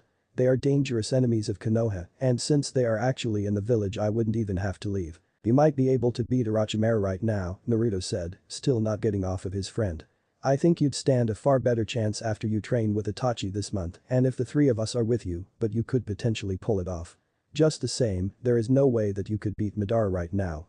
You remember how hard it was before and we were 16. We were way stronger than we are now and the match could have gone either way. Besides, Madara has the full power of the Akatsuki on his side now. Do you really want to face Orochimaru, Madara, Sasori, possibly Deidara, Kisame, Kakuzu, Haiden, Zetsu, Konan, and Nagato all at once? It'll be fine, Sasuke insisted. Naruto groaned. Oh god, he's delusional. You started him on the topic of revenge, what do you expect? Kakashi asked rhetorically. Naruto glared at him. It's not my fault Madara showed up. This isn't just some stupid grudge, Sasuke bit out. Madara didn't just screw my family over by creating an antagonistic relationship with the rest of the village and summoning the Kyuubi to attack right before Naruto was born, prompting my brother to feel the need to kill everyone and spend the next 8 years playing at being evil in Akatsuki, but he also destroyed half the village, made Naruto a pariah, formed Akatsuki, and had Konoha completely destroyed as well as declaring war on everyone. If he's not stopped, he'll just do it again. That man won't stop, can't stop until he destroys Konoha. That's very sound reasoning, Sakura applauded. But you're still only saying that because you want vengeance. No, I'm not, Sasuke denied. Maybe we can compromise, Kakashi suggested. Sasuke glared at him. Compromise? How can we compromise? I want to kill both Madara and Orochimaru. You don't want me to go off and kill either of them. So, would I only get to kill one of them or something? And get off of me, Naruto. Not until you promise not to run away, Naruto said stubbornly. I won't leave to seek vengeance until after this conversation is over, Sasuke promised. Naruto didn't budge. And the conversation isn't over until we say it's over. Sasuke rolled his eyes. Fine, whatever. Naruto got up and, looking highly affronted, Sasuke climbed to his feet. It's too bad Kiba wasn't here, Sakura mused. He could have done a lot with that. Feeling the full force of both boys' glares on her, she quickly amended, I mean, it's a good thing Kiba wasn't here. He never would have let that go. We could let you kill one and not the other, Kakashi agreed once that was sorted out. But that's really only the most basic form. And it's not like we don't want you to kill them, Sasuke snorted. We just don't want you to kill them right now, Kakashi continued, studiously ignoring him. Whatever they're planning, it's not going to take place today because if they're going to do something during the exams when there's so much increased security, they're going to wait until the tournament like Orochimaru did with his little invasion. Take this month, train obsessively, and then if and when they try anything, you can be there to try and seek vengeance. Let me get this straight. You're okay with a plan that involves me seeking vengeance? Sasuke couldn't believe it. What happened to all that talk about how it won't make me feel better and it will just end up causing a circle of hatred or whatever? That's chain of hatred, Naruto helpfully corrected. I don't care, Sasuke said bluntly. I still believe that Kakashi informed him. But since there doesn't actually appear to be anything on the planet capable of convincing you that revenge is a bad idea, even though after all you've been through on your epic quest for it, you should be thoroughly convinced of it. I'm just advocating delaying it until you get a chance to get stronger and it will serve a greater purpose than just your need for vengeance. They could very well invade Konoha again and seek to destroy it, and you think it's a better idea to wait for that to happen than just taking them on now?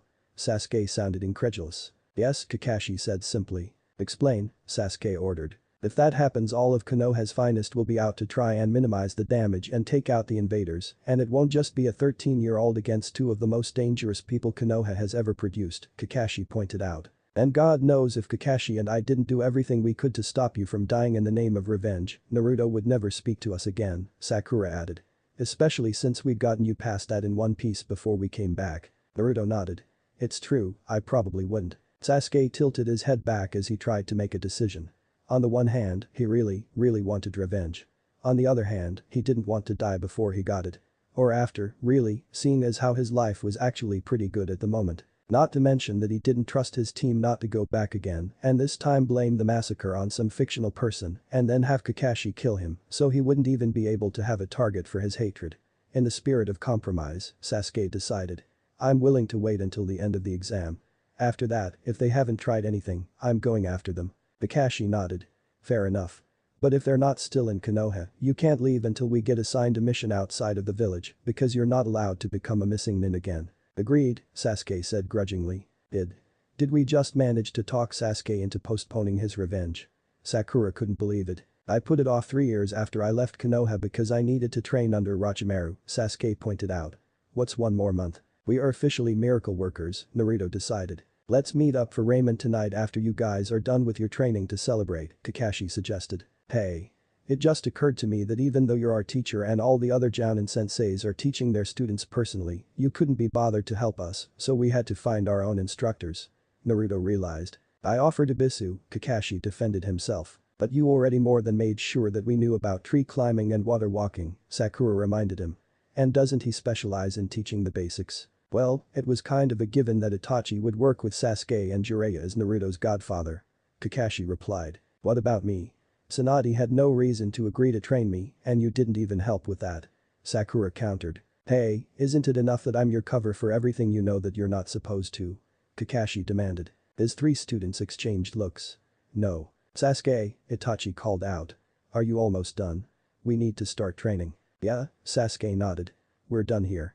They just. He hesitated, wondering if he should say anything. They were letting me know that Orochimaru escaped. Itachi blinked. Did he? I hope you're not planning on going after him. Of course not, Sasuke said, sounding shocked. I have the upcoming exams to worry about.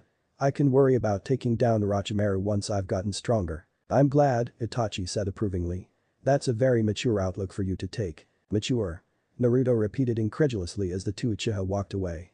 Is he kidding? Well, since he doesn't exactly want to come off too strong about how much he wants to kill the one supposedly responsible for the massacre to the person who was actually responsible for it and doesn't think it's anyone else's business, we're probably the only ones who get to see how obsessed he really is, Sakura pointed out. In fact, given that he can vent to us, he probably comes off as quite mature and well-adjusted to everyone else. Kakashi said what everyone was thinking. Now that is a frightening prospect. Chapter 18. I should get going, too, Sakura said. If Tsunade-sensei is even remotely as scary as I remember, I do not want to be late. I think you're overreacting, Kakashi told her. After all, with all her concern about not appearing her true age, her reaction to Naruto christening her Bachan was relatively mild. In fact, I think you actually reacted harsher to Naruto being an idiot or insulting Sasuke, and that was before you had training under her. Yeah, Sakura acknowledged. But the MSR wasn't put into play until after Tsunade-sensei made Jounin. Kakashi shuddered at the possible implications. Sakura-chan, Naruto said as he also set off towards where he was to meet his teacher. Unlike Sakura, however, he knew Jiraiya wouldn't care if he was late and might not even notice, depending on whether or not he was feeling inspired. He really hoped that they weren't supposed to be training by the onsen again, as if that was the case Jiraiya would want the chance to let loose. Well, not really inner, but sometimes thinly disguised, perverted, and if nothing else the first day wouldn't be one with a lot of downtime. Why are you following me? Naruto asked without bothering to turn around. Kakashi shrugged. I've got nothing better to do. Because you can't be bothered to teach your students anything, Naruto accused. Is it really my fault all of my students already know the basic skills they need to have to become because they're time travelers? Kakashi asked rhetorically. Naruto did stop then so he could turn around and give Kakashi an incredulous look. Okay, so maybe it is, Kakashi conceded. But since as you so graciously pointed out I'm not doing much in terms of your training this month, I should probably meet up with your father to see what he wants me to do about Orochimaru's escape and make sure everyone is convinced that the Akatsuki are involved because aside from Jiraiya, I'm really the only adult who would have any way of knowing about Tobi's connection to them. That's disturbingly responsible of you, Naruto noted. But then, I guess the prospect of a mass Akatsuki invasion is serious enough to warrant that. Indeed it is, Kakashi agreed. That still doesn't explain why you're following me, though, Naruto pointed out. If there's any chance you're getting the summoning today and, as such, are obligated to get completely wasted, your father's going to be there, Kakashi pointed out. So by following you I can see him. You know, speaking of my father, Naruto said slowly. He's supposed to be this super awesome ninja, right? I mean, I've never really seen him in action, but his reputation precedes him. I should think you haven't. Kakashi exclaimed. As one of the few responsible adults in the ninja world, he would have killed anyone that was supposed to be watching you who let you anywhere near a situation that required him to use his skills. That sucks, Naruto huffed. I mean, I suppose I can appreciate the sentiment, but still. Were you going somewhere with this? Kakashi wondered. Naruto looked puzzled. What? Oh, right. If my father's so amazing that his entry in the bingo book says to flee on sight, why in the world would Suna or anyone, for that matter, agree to attack the village he's cage of? Your father's Hiraishin no Jutsu is much more effective with an ally, so if they can isolate him like Orochimaru did with the Sandaime and the barrier, they would stand a much better chance of an actual fight. And if Akatsuki manage to control or replace the Kazuki-age, Suna's going to invade regardless of how stupid and suicidal they might think it is. Remember the rather unfortunate tendency most ninja have of seeing themselves as tools to be used? Kakashi asked. True, Naruto nodded. When did you get out of that mindset? Kakashi shrugged. Well, it started when I decided my team was more important than a mission back before you were even born and culminated when I went back in time and have spent 12 or 13 years as a close personal friend of the Hokage. That would do it, I guess. Hey look, it's teammate. Greetings Hinata, Shino, Kurenai, Naruto called out, waving. Aren't you forgetting someone? Hinata asked quietly. Oh, right, Naruto realized. Hi Akamaru. Long time, no see. She meant me, you idiot, Kiba grumbled. Oh, it's the yaoi fanboy, Naruto said, making a face. I am not a fanboy. Kiba insisted. You two are just so not subtle. What are you guys doing? Naruto asked, ignoring that. Hinata and I are helping Shino and Kiba prepare for the finals, Kurenai answered. Really? But don't they run the risk of fighting against each other? Kakashi asked.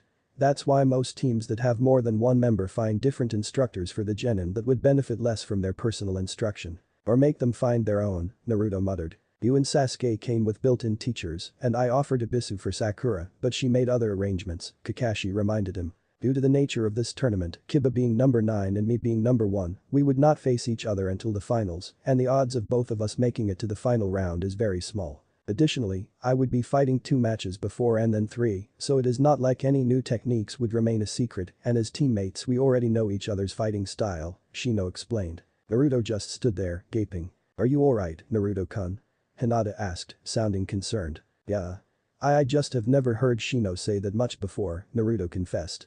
Ever. Hey, Naruto, since I'm fighting your secret boyfriend, do you have any tips for me? Kiba asked. He is not my secret boyfriend. Naruto cried. Well, you've yet to come out to me, Kiba replied. So. Do you? Despite the fact I want Sasuke to win, I suppose I could warn you not to do anything to trigger his revenge impulse, as that's partly for my sake as well, Naruto told him. Kiba groaned. Too late for that. Although in my defense, our siblings are dating. That's such a wonderful opportunity to annoy him.